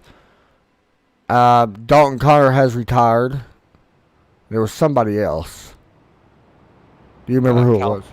Calvin Ross has retired. Benjamin Shelton and Ben Banda are still sticking it out. They're still on pit road. They have not left us yet. Green flag is coming out now as the green flag is displayed. We was talking about Chris Stouffer under break. He is looking right now, even if he does not win this race, he's looking to have a pretty big points night as he is inside the top 5 right now in points. We'll have to wait and see how that plays out, but we'll keep an eye on that. Only 10 points separating him from P3 in points, so that's pretty nice. Big wreck. 51 went around, and caution flag is coming out. Jacob Hubry, yep. He went around. Here's a look at the replay. He may have had help here. Was there contact? Oh, there was. Actually, the 22 and 90 got together, and the 51 did not check up in time. And then came down and got into the 81, and that's what caused Jacob and hard impact with the wall. His car was actually looking really good until that. Tough break there. Hooper got that corner all wrong. Ran into the back of Patrica, and then it did not work out. I don't think that damage is going to hurt Lewis. Yeah. Much. After seeing Bandu's car and then seeing the 99, I think they're good. I mean, after seeing what Ballesteros has gone through in this race, which, by the way, he's going to get the lucky dog. Wow. After seeing what he's been through today and after seeing what he went through at Rockingham last week, I really don't think that Lewis is going to have too much issue with that Yeah, car. I agree. Well, there you go. So we are coming up on lap 79 here. Been a long race, but honestly, we've seen some great racing and have some green flag runs. Seen the big one happen at Pocono, which you don't really see very often. Not too bad though.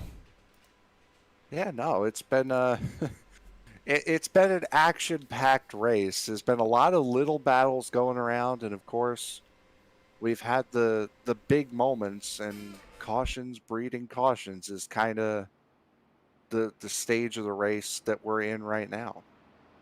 Yeah, unfortunately, that just happens. Everybody knows what that's like. If you've been on iRacing or WOSCRL racing, it happens. Watched a real Pocono race today, by the way. Some of it. It's Pocono. I was almost sure it was going to get rained out. I was too. A huge day tomorrow. Mm-hmm. They're running the trucks at like 9:30 a.m. Yep, they are. Which is, I'll be honest with you, on a Sunday, I'm not watching that. I'll be in bed. Or try to be. After tonight, yeah, I mean, it is almost 1 o'clock. I'll probably be in bed for that one. And as I told you before we went on the broadcast, I'm up right now. You're halfway at awake. 1 a.m. And I've been going to bed around 9:30 these last couple of days. So this is overtime for me right now. For you guys that don't know, I want to go ahead and promote this as well for ESPN. Me and Derek Pemberton have a podcast powered by ESPN. It's on Trackside Racing Network, but it is sponsored and powered by ESPN, called Back in the Game. We're going to be doing our next podcast here within the next 3 days or so. Don't think we have a special guest for this week, but make sure you guys will tune in to listen to that. We like doing it. It's fun. We talk about everything. We talk about basically sports in general as well. It's just a fun thing we like doing. We talk about every league that we broadcast and cover and race and all that good stuff. So it's just a lot of fun. So make sure you guys check it out. We'll post the links and stuff into Facebook over on ESPN once we have it up and done. We don't know if it'll be live or pre-recorded. Probably be live since we don't have a guest this week. But yeah, make sure you guys join. It's fun. Coming to lap 80 this time around. Tony Ball still out front. Not quite sure how many laps he's led, but it's been a lot. I'm not sure off the top of my head, but Yeah, no, normally oh, my goodness. Okay, normally I would have a little pad and paper with me to do that, but after I heard that that Skylar gets it somehow, some way, after every race, I decided to be a little lazy. yeah, And usually, just ask him for it. So that's, like on the broadcast, I have a ticker I can push, and it shows me. With us using a new ticker tonight, I don't think I have it. It's the first time I've ever used it, so I'm not really familiar with all these buttons on the overlays. So that's why I'm not doing too much stuff on the overlay tonight, guys. But yeah, I don't know how. I'll be honest with you, I have no idea.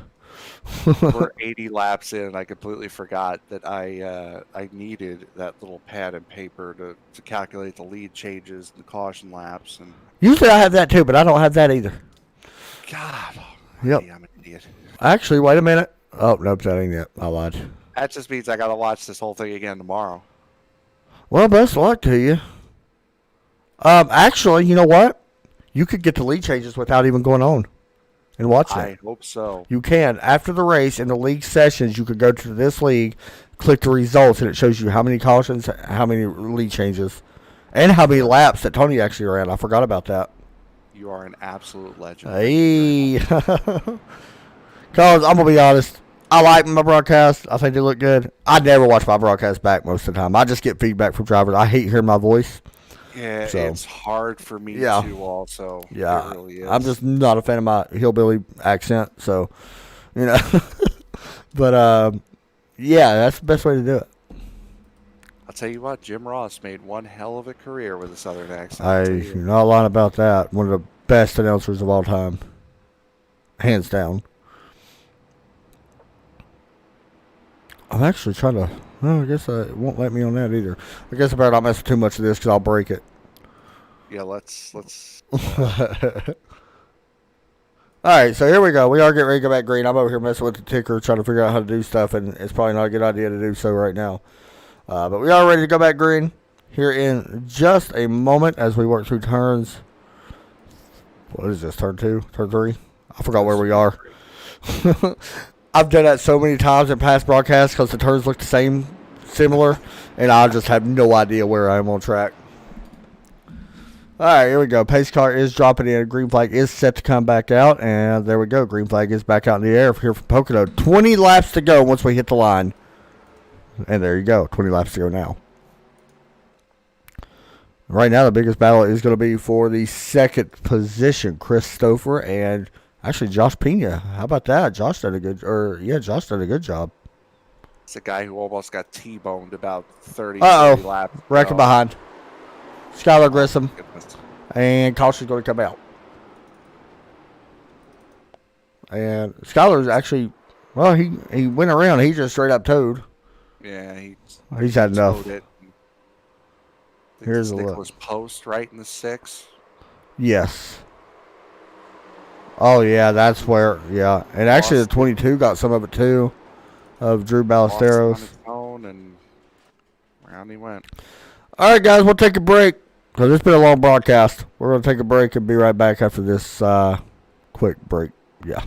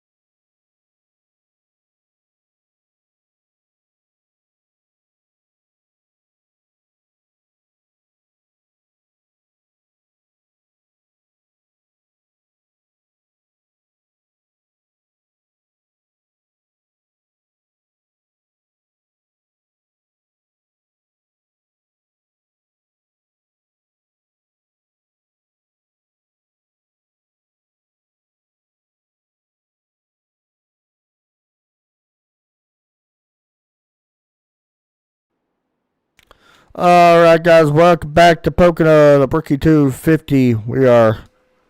This race has lasted a day, by the way, because we are now into the 1 a.m. hour as the green flag is back out in the air here on lap 85. 16 laps to go as the green flag is back out. It's a little bit of a rash move from Drew Ballesteros. He went right for the top, cut right into pit lane as the green flag flew. Is that a penalty? Did he have he had to have a penalty then. Let's see here. Yeah, drive through. Wow. Oh, I wonder if he reached the X limit. Might have done. He's had an eventful night tonight. Yeah. There's a couple people really close to that X limit. Boy, Lewis getting really close there. I did. Oh, who's that? The 99. He saved it. All Good right, save. we're staying green. Yeah, I don't want to yell. I'm gonna be honest with you guys. Please, stay green. I did talk to Derek, by the way. He has a set. He also has a 5X limit to give because he said he got 3X from off tracks from dodging wrecks, 4X from I don't know. It was a lot. I'm just gonna be honest. It was a lot. But he does have an extra set of tires, so I'm going to guess that there's a couple others out there that has that set as well. Yeah, like I would assume Tony Ball has that set. I think I would have to assume that Stouffer's has it, one yeah. right and 2 lefts left.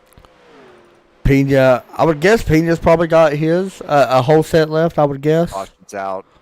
All right. Who's this? Actually, I don't see nobody slow on the racetrack. Oh, actually, it might have been the 99. That's who it was. Dude, Michael going around. And just lost it off the corner. Yeah. Lost it under the 4 of Luke Doran. I think he might be ready to get out of Pocono. Yeah, I think so too. The only good news with him, he's only a couple laps away from taking 18th, yeah. Yes, he is. So, I mean, say what you want. I mean, it's still a chance that he can pick up that spot. So, you can't blame him for trying. Like we said, every point matters. He might even have 17th if this race continues on like this. That's true. It is true. Because Calvin Ross is done for the evening. All right, what I want to do, we'll bring in our in-race reporter for the final time tonight. That way it can kill some time for us. Because I'm sure everybody here is tired. And I'm sure in-race reporters is tired as well. And we'll bring him in right now. Derek Pemberton, you asleep? Yes, I was. Thank you for waking me up. Not a bad night for you overall. Still got a little bit of X limit to give, of course. But sitting 6th place right now. How you like it out there? Well, I'm trying to get a long run in so that way I can feel like I've got my car set up for the fastest points for right here at the end of the race. But us continuing to have these yellows, all it's doing is putting me to sleep faster and making my car that much worse for the end of this race. So we're not having a lot of good mixtures right here at the end of the race. But, I mean, besides that, I mean, we've had a fantastic race. We've been up front. That's pretty big for me. I mean, we've had a lot of things go our way, kind of like we did last week. Kind of was able to put ourselves in a situation. So, but, I mean, it's been good. A lot of give and take. I do expect to see that kind of go away here. Kind of hoping that maybe if we get one more yellow, it's going to deal with some of these guys up here in front of me because that's what I need more than anything. And they want to play peekaboo right here, get on the interest pit road here. But no, it's just I hate Pocono. I hate pacing under Pocono. We was talking prior to the race. We was actually talking with you. Oh. As the lucky dog goes around you, that was William, by the way. He is now, for people wondering, 2 laps down.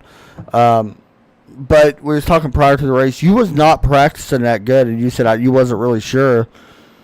Overall, I mean, you've done pretty good. That's the story of Pocono for me this week. And, Adam, you know that more. In all my racing this week here at Pocono, we've sucked in practice. I didn't even attempt qualifying because I knew it was going to be mediocre at best. And this week we've not had a lot of good luck at the end of things. Took myself out early this morning, and then Wednesday it was Wednesday. Got taken out by a slow car. So I'm hoping maybe we can right the ship, get a chance at a top 3 here. think we've got a tire advantage. It's just that we need to go green. I think the rest of the way here, give me a chance, or they can all wad it up. I don't care. just I'm just ready to see the You're just ready to see the checkered. Yeah, I don't blame you. I think everybody is. We've raced for a day now. We've been at this for a day. We've been at this for a whole day. Yeah, it's just been. It's been a good race. I don't think we ever really raced too many Saturday and Sunday races unless it's, a 24-hour race. But no, I know. Actually, this is the first time that I've raced into another day. In a long time. Actually, I think I did it one other time in a super late model. We ran like 200 laps at 5 Flags, and that was the absolute death of me. This is definitely up there. I know that I'm about to walk as soon as this race is over. I'm gonna walk downstairs, put 2 ice packs on my shoulder, and I'm gonna come back up here. I'm gonna snuggle up in the bed. Because that bed looks mighty fine about 3 feet to my right over here as we're getting ready to get the 1 to green.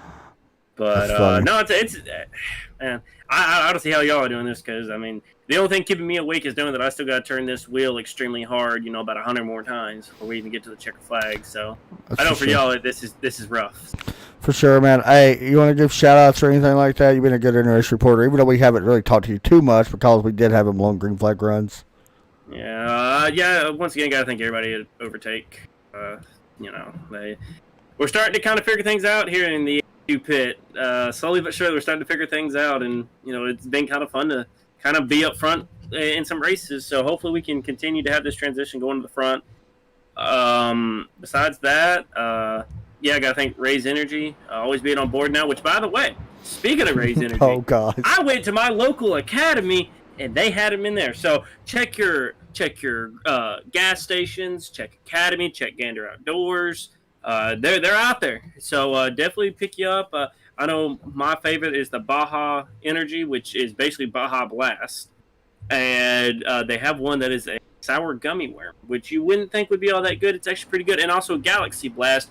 It tastes like Starburst. So those are my 3 favorites that I like trying. So besides that, of course, got to thank ESPN for being on board, even though I'm part in that. But got to thank y'all for taking y'all's lovely time on a lovely Sunday morning that we could all be in bed doing it, so. I like how you say it now, a Sunday morning. Hey, good luck, man, here in the last part. Yeah. All right. Thank y'all. Thanks, buddy. All right, getting ready to go back green. It has been the Tony Ball Show here once again. And we say Tony Ball Show. We don't know if it will be the Tony Ball Show. We still got a little bit of racing left to do with Chris Stouffer and Josh Pena. And, of course, Ben Bandu, who's not out. He was competing really good against Tony. So, pace car is getting ready to drop in, ready to go back green flag with 11 laps to go. We'll see if we can get this one to the end. Yeah, it'll definitely be interesting. And by the way, while you were talking, as the green flag comes out, right as you went to Derek there, Bando did call it a night. He is officially done. So that actually works out for Daniel Michael. It looks like there's a chance he really could actually. He does got a drive-through penalty, but there's a chance he could actually get 18. So we'll have to wait and see if he is able to. We'll have to wait. Definitely. Yeah, it's going to be close. I think it's going to be even closer with him getting Calvin Ross. He's certainly not going to get any higher than 17th if he does continue on here. Well, I can tell you right now, defying any kind of big incidents or anything that could happen, none of these guys that we see actually right now inside of our top 10 are going to finish outside the top 10. There's only 10 cars on the lead lap. That's great news for them with only coming to 10 laps to go. So some points to be gained here for some people as we actually go over to our in-race reporter looking to pass Bobby Petrika. This would be for 5th as Derek Pemberton side-by-side drag racing to the start-finish line. And if you look, not yet. If you look, is Tony, has been the exception to the rule, not just today, but all season. Chris Stouffer started 13th running P2. Josh Pena started 17th. Yeah. P3. Lawrence Shaughnessy starting 11th running P4. The complexion of this race really changed after that big accident at the tunnel turn. Yeah, you got to give Josh Pena credit starting that far back. And he hasn't had the cleanest race. Like, he's been involved with a couple of incidences as well. If he's... Stouffer! What a catch. That's twice I've seen he's done that. Yeah, and I think Pena behind him may have clipped the wall there. So that was just a mess out of the tunnel turn. They're actually racing side by side. Oh, that 3 car right there, Lawrence Shaughnessy. Smoke coming off the tires. And who was that back there? Bussa? There's a big wiggle from Pena just to keep it off of the 13 of Stouffer. As they're going to go side by side into one here, and Stouffer is going to maintain P2. But Pena hanging it on that outside, and we saw it before with the 3 of Shaughnessy. You can hang it on that outside and still have success. You know, Pena's done a pretty good job. You know, it's kind of funny because when we first started this race, he really, not to be mean, but he wasn't running the greatest. But it's like he's grown over the time of this race. He's gotten better. Oh, my goodness. Oh, there he goes. Big wreck. Derek Pemberton involved. And that's actually going to cut Derek very close, by the way. He was at a 5X limit that he could get. Him and Michael Bussler got together here as well. Yeah, Lewis was not as fortunate this one. This sort of an everybody gets one. He was almost able to kind of not get the back into that wall. I think he'll be okay, but not what he wanted, that's for sure. Yeah, no, clearly not. So this is going to cut us close because we do not have green-white checkers, correct? Or do we get one? No, we do not. Okay, so there you go. Got out last week. Yeah, that's true. So you gotta, you know, they're gonna have one more run at this, I believe, and it ain't gonna be a lot. I mean, this might be a 3-lap shootout, 4-lap shootout. It ain't gonna be a lot. Yeah, no, it's not. And the first half of this race was very nicely kept, and it's been a lot of single car incidents from there that have turned into major calamities. As not see people. We can see in the race feed here, Drew Ballesteros has called it an evening. He is done tonight as well in the 22. Here's what's interesting to me.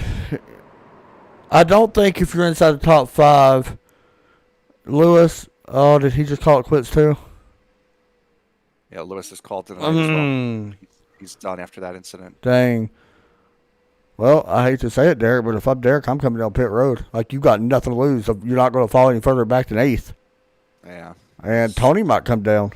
No, he's not coming down. I lied. No, that would... No. No, this is a good call. Jacob Huber coming down. I think that's a good call to come down. If you got tires, why not come down and take them? Get some of that damage repaired if you need to. I mean, it ain't going to cost you nothing. Why not, you know? Yeah, no, that's more... I would expect... I mean, you got 8th place. I would expect 5 through 8 to come in here. Yeah, for sure. Come down and take what you need to. I mean, that might be what he's doing. I don't see no tires going up on a 51. It may just be damage repair for him, which is a smart idea. Derek Pemberton, he does got tires. He's going to take them. I think that might actually be Luke Doran did come down as well. I think he just took gas, though. Or did he come down? No, he did not. No, Patrica did not. Shelton came down. That's what it was. Yeah. You know, everyone, I think it was, you said Hobry and Pemberton, and then it was Shelton. Yeah, okay. Those were the only 2 on the lead lap. So 7 and 8 came in, 1 through 6 stayed out. We are getting another car back on the lead lap. Nicholas Post looks like he got the wave around. Yes. And he'll be back on the lead lap, which is good for him. So we're going to get one more shot at this one. And it's been a good race. I mean, I'm not going to lie. We've had a lot more cautions the last, I want to say 25, 30 laps than what we really thought. The last half of this race has been... we've seen yellows. Yeah. It's been one after the other. And it hasn't been... It's not like it's been rough and tumble, dirty racing. It's just one guy makes a mistake and the next guy right behind him is just too close to be able to react, and it just causes something. You know, it hasn't been like somebody sticking a nose where it doesn't belong. It's been single car mistakes that have turned into something bigger. Where did you say Lawrence started? He was back there, right? Started in 11th. So he wasn't too far back. No, it's Stouffer started 13th. Pena was 17th at the start. Pena was the furthest back that I can remember. Yes. Okay. And he's still fourth. Shaughnessy is up to third now. You know, Shaughnessy's done a good job. Honestly, I'm looking at his best laps. And he hasn't had the best laps by any means, but he survived to get to where he's at. That's the great thing. Like, his best laps are 58.7, which is not bad by any means. Actually, Christopher's best laps are 59. So, Yeah. actually, I mean, that's not bad. Actually, I'll take that back. Looking at some of the best laps, Lawrence actually has one of the fastest laps, that is. Yeah, I think Stouffer and Ball are really the only two that have escaped, that do not have some form of damage Yeah. on their car tonight, coming out of this race. We only have, I think, 4 cars in the 58 range that has put down a 58-second lap. Shaughnessy is one of them. Bosa, of course. Ballesteros, and I think Ball actually got it. And, of course, Bando. Yeah, so there was 5 that got it. Yeah, so the quick guys were up front, and just unfortunately, wrong place, wrong time. It was just that one big accident that changed the complexion of this race completely. Yeah, we really did have a great race going with Tony and Ben. And that's not saying we're not going to see another good race here at the end. I mean, we still may, but Tony, honestly, obviously has been class. He's been out front this many laps. But him and Ben did a good job earlier, side by side, for so many laps, swapping places. Coming the line. Yep. Green, 5 to go. This will be the final restart. I mean, Yes, it will. no matter what happens, this should be the final restart, I would guess. So everybody's definitely going to try not to get that caution. You do not want to cause a caution this late in the race and have issues. Pena and Shaughnessy going into one. That was actually pretty close, but Pena They're got running there. each other down the track. Shaughnessy going to try to hold onto that third spot and that number 3 good wrench Monte Carlo. Sorry, that's not the good wrench Monte Carlo. This the one behind him. That's the good wrench Monte Carlo. That is the Indy Auto Sport Monte Carlo. And Pena's had a couple of loose episodes here recently, and now he's pushing that car. Oh, he's good. And they're Oh, right under, and there's Shaughnessy in the wall in 2 again. That could allow Patrica to get right up to him. Yeah, and there's Bobby Patrica in that number 90. did a good job last week as our interest reporter. And having another solid run. We haven't mentioned him much today. And Yeah. just we said with Luke Doran last week, just because we're not mentioning it doesn't mean you're not having a solid run. That's true. Luke Doran's also up inside the top 10. He's up to 7th right now, actually battling right back there towards the back with Hoovery and Watch those fresh tires of the 82 of Pemberton here with just a couple laps to go. You don't have to worry about saving them. yeah, the only issues he's got to worry about is not to make sure he does not give nobody a shot or anything like that or go off track. He's got a 1x to give before the drive-through, so he's got to be careful not to have that happen. Same issue he ran into last week. Yeah, same identical thing. He's taking a look here underneath Patrica. But either way, Patrica, he's got to be pretty happy. And this is still a learning curve, like we were talking about earlier. A lot of learning still being done in these cars. And, it's definitely going to get better. But Yeah, these things are a whole new beast. Ooh, 8, my goodness, Pena. oh, he went way down, didn't he? Yeah, he swung Yeah. it way down. I'm sure that had to do with loose off, but my goodness, he went way down there. I noticed a lot of shade come over the racetrack. Yeah, it's the time has definitely turned here. Looking right now, coming to 2 to go. Still watching Josh Pena here and Lawrence Shaughnessy.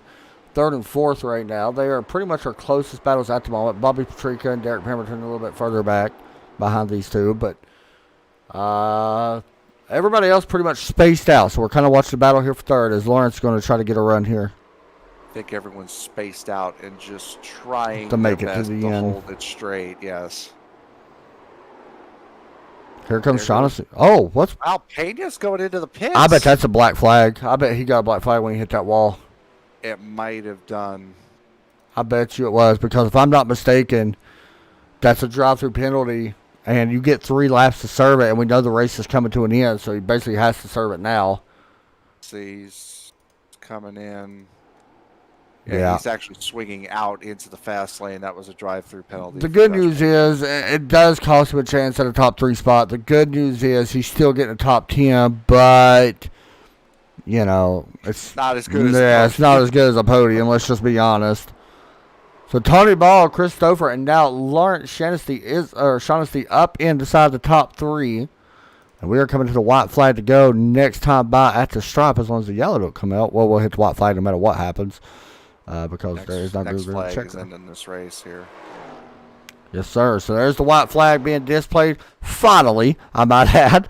But, man, now the sun's popping back out. But good job for Tony Ball. I mean, as long as no mistakes are done, he will be the one that goes on and wins this race. But he's been flawless for a majority of this season. I mean, he's completely dominated speed weeks at Daytona. Yeah.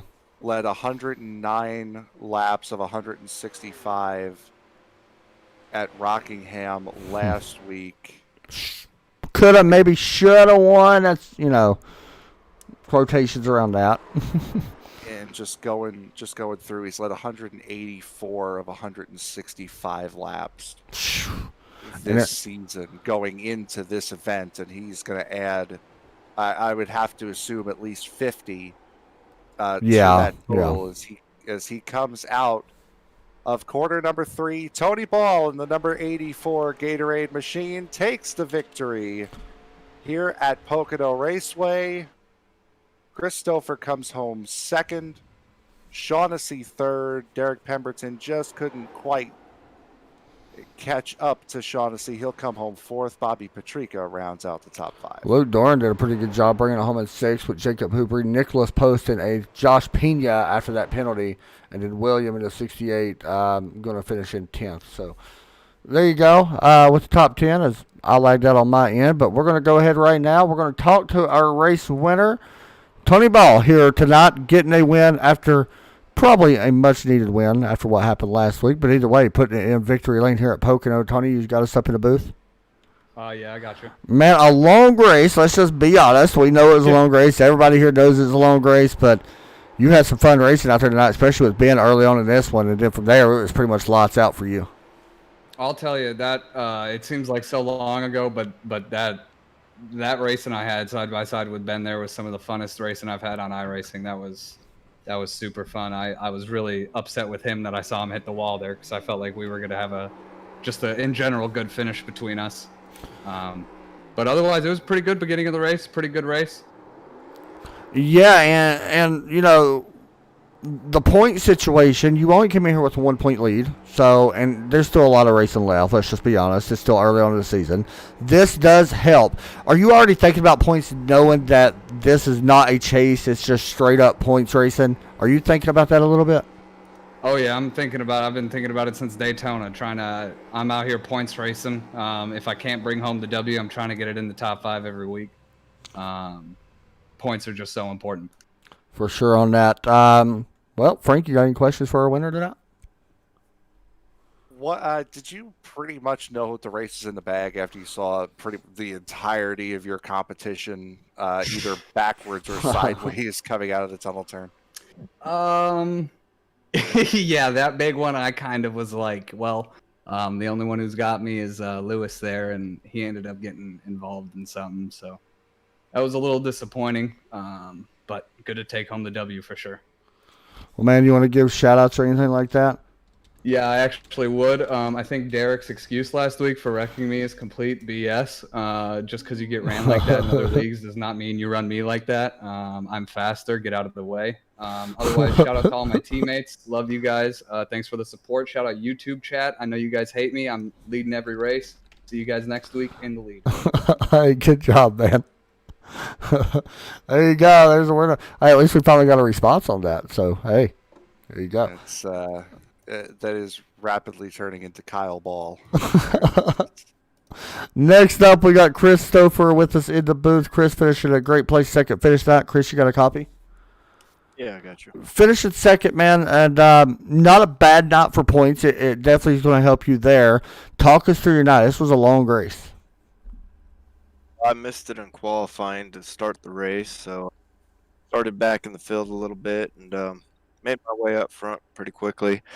And after I got up there, I saw I didn't have much for Tony and the guys that were up battling for the lead. So I just kind of rode around, made sure to keep it off the wall. All those cautions there at the end, I kind of forgot how to drive, to be honest with you. You're alive the last 5 laps, so I'm happy I could bring it home second for sure. Yeah, I've seen you race plenty of times and watched you do really well in other series, other cars, and stuff like that. What is the challenge of driving this car, especially at a place like Pocono? It looks like the back end wants to come around a lot. Well, it's funny you bring that up. Pocono is one of my favorite tracks, so I was pretty confident coming in, but for some reason I just did not have the speed tonight. It's a lot of shifting. I could not get turn 2 down for nothing. I think I hit that perfect maybe 2 or 3 times that entire race. But yeah, I think with 50 laps or so of practice, 100 laps tonight, I could probably do another 200 laps and still couldn't get it right. So again, I'm just happy to keep it clean and bring it home second. Frank, you got any questions for him? 4th of July weekend coming up next weekend. After that, we're at Legacy Charlotte. Do you think Charlotte is a track that would suit your strengths? And I mean, we've seen you run well at Daytona with the win last week, and now a second place here. Do you think the podium streak can continue? Well, I hope so. I mean, part of the race is keeping clean and keeping out of trouble. But Charlotte, I should probably be more competitive at. It's having the shift. I have to use that the aid in the game for my clutch, and yeah, I try to use it otherwise without it, and I could tell it slows me down on the straights. Tony was just walking away from me on the straightaway, so going to tracks where you don't have to shift will definitely bode well for me. You want to give any shout-outs, man, before we let you go? I'll thank the wife for letting me race, and a shout out to the kids and everybody in the league. Skylar putting it on, and everybody, you guys here in the booth, thank you. Hey, man, good job tonight. Thank you. Thanks a lot, buddy.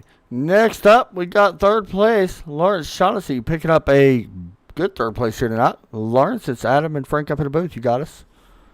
Yeah, I got you guys. Man, not a bad run. You started in 11th, and honestly, talk us through it, because it looked like from us, we was talking about it a few laps ago, you kind of just bided your time, and then towards the end, you really started turning it on, it looked like.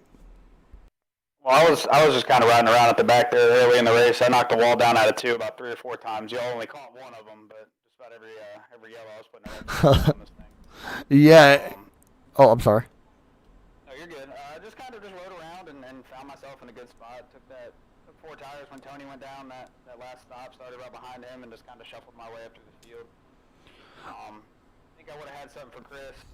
At least I would have liked to get a shot, but Josh got into the back of me right there on lap 98 and stuffed me in the wall one more time. But yeah, that's racing. It's close. For sure, man. And one thing I noticed, the tires really did they play a big difference to you? We noticed the lap times wasn't falling off too much. I'm sure it definitely helped whenever you got fresh tires, but was they falling off a lot while you was driving the car? You could definitely feel it getting looser. I'm one of those guys that likes driving a loose race car, though. Right.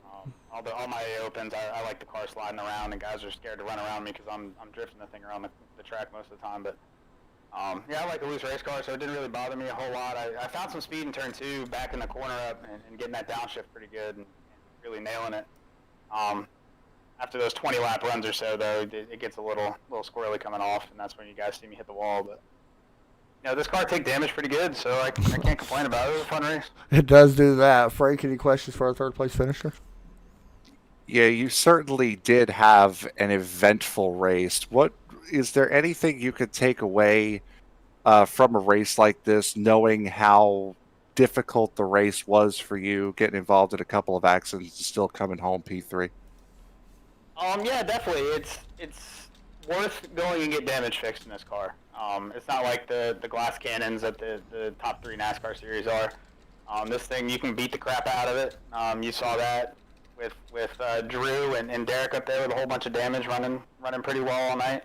So it's worth going and getting it fixed, and then playing tire strategy. Also learned a lot about the guys I'm racing around. I obviously missed Daytona.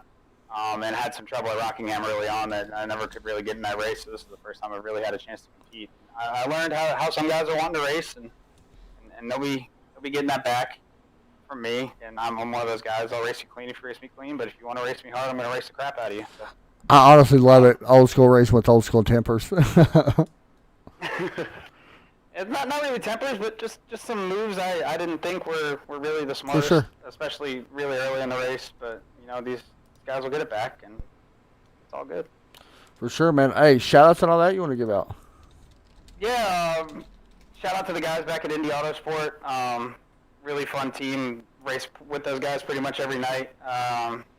RacetoolsDirect.com, Competition Auto Body, a couple of small businesses that are really close to us over there at the team, and just all those guys for hanging out with me while we do this thing we love to do. Hey, man, good job tonight. Congratulations on a big third place. Yeah, thanks, guys. And great broadcast. Thank you, buddy. Well, Frank, it took, oh gosh, my voice got high and I almost lost it there. It took a day to finish the race. We had to go to Saturday to Sunday, but all in all, I mean, honestly, when we was green, it wasn't bad. No, it wasn't. And we're looking at the race summary right now. The average lap time was 1:17.8 seconds. That just goes to show you had 11 cautions for 33 caution laps here out of a 100-lap race. So this became a long race. It wasn't looking like it was going to be at the start, but it certainly became one. I'm going to be honest. I'm glad we're done with Pocono. Yes, I think think never so. want to see this place. I think a lot of, from what we're hearing from Tony and Lawrence, and there's a couple of other guys I'm sure feel the same way, that we got a lot of hard feelings coming out of this one. And I think the off week is coming right at a very good time. Yeah, I agree. Especially going into Charlotte. Charlotte, everybody's really familiar with, or should be by now. Even though it's the old one, you should be familiar with it, or most guys should. But all in all, man, the race was fine. I said I was done with Pocono, and I forgot I got to come back here Monday. Yay. Might have to call in sick on that. Actually, I got 2 races Monday because they're running a doubleheader that night. It's 30 laps each, which ain't too bad. But anyway, that would do it for us tonight, guys. Congratulations once again to Tony Ball. It does suck. I hate to use that word on a broadcast, but it does suck for Ben, because I feel like he definitely had something there for Tony as well. But either way, it was a great race in general. Anything else you want to say, man, before we get out of here? Again, just a great race, and I think a perfect time for this break to end, as we're starting to get a little chippy here. For sure. Well, that would do it for me, guys. Adam Chapman and Frank Marchese. I hope everybody enjoyed the broadcast. Y'all have a great night. We will see y'all on Monday night. I do not broadcast tomorrow. Thank the Lord. Y'all have a great night, and I'll see y'all tomorrow night since it's Sunday. God bless.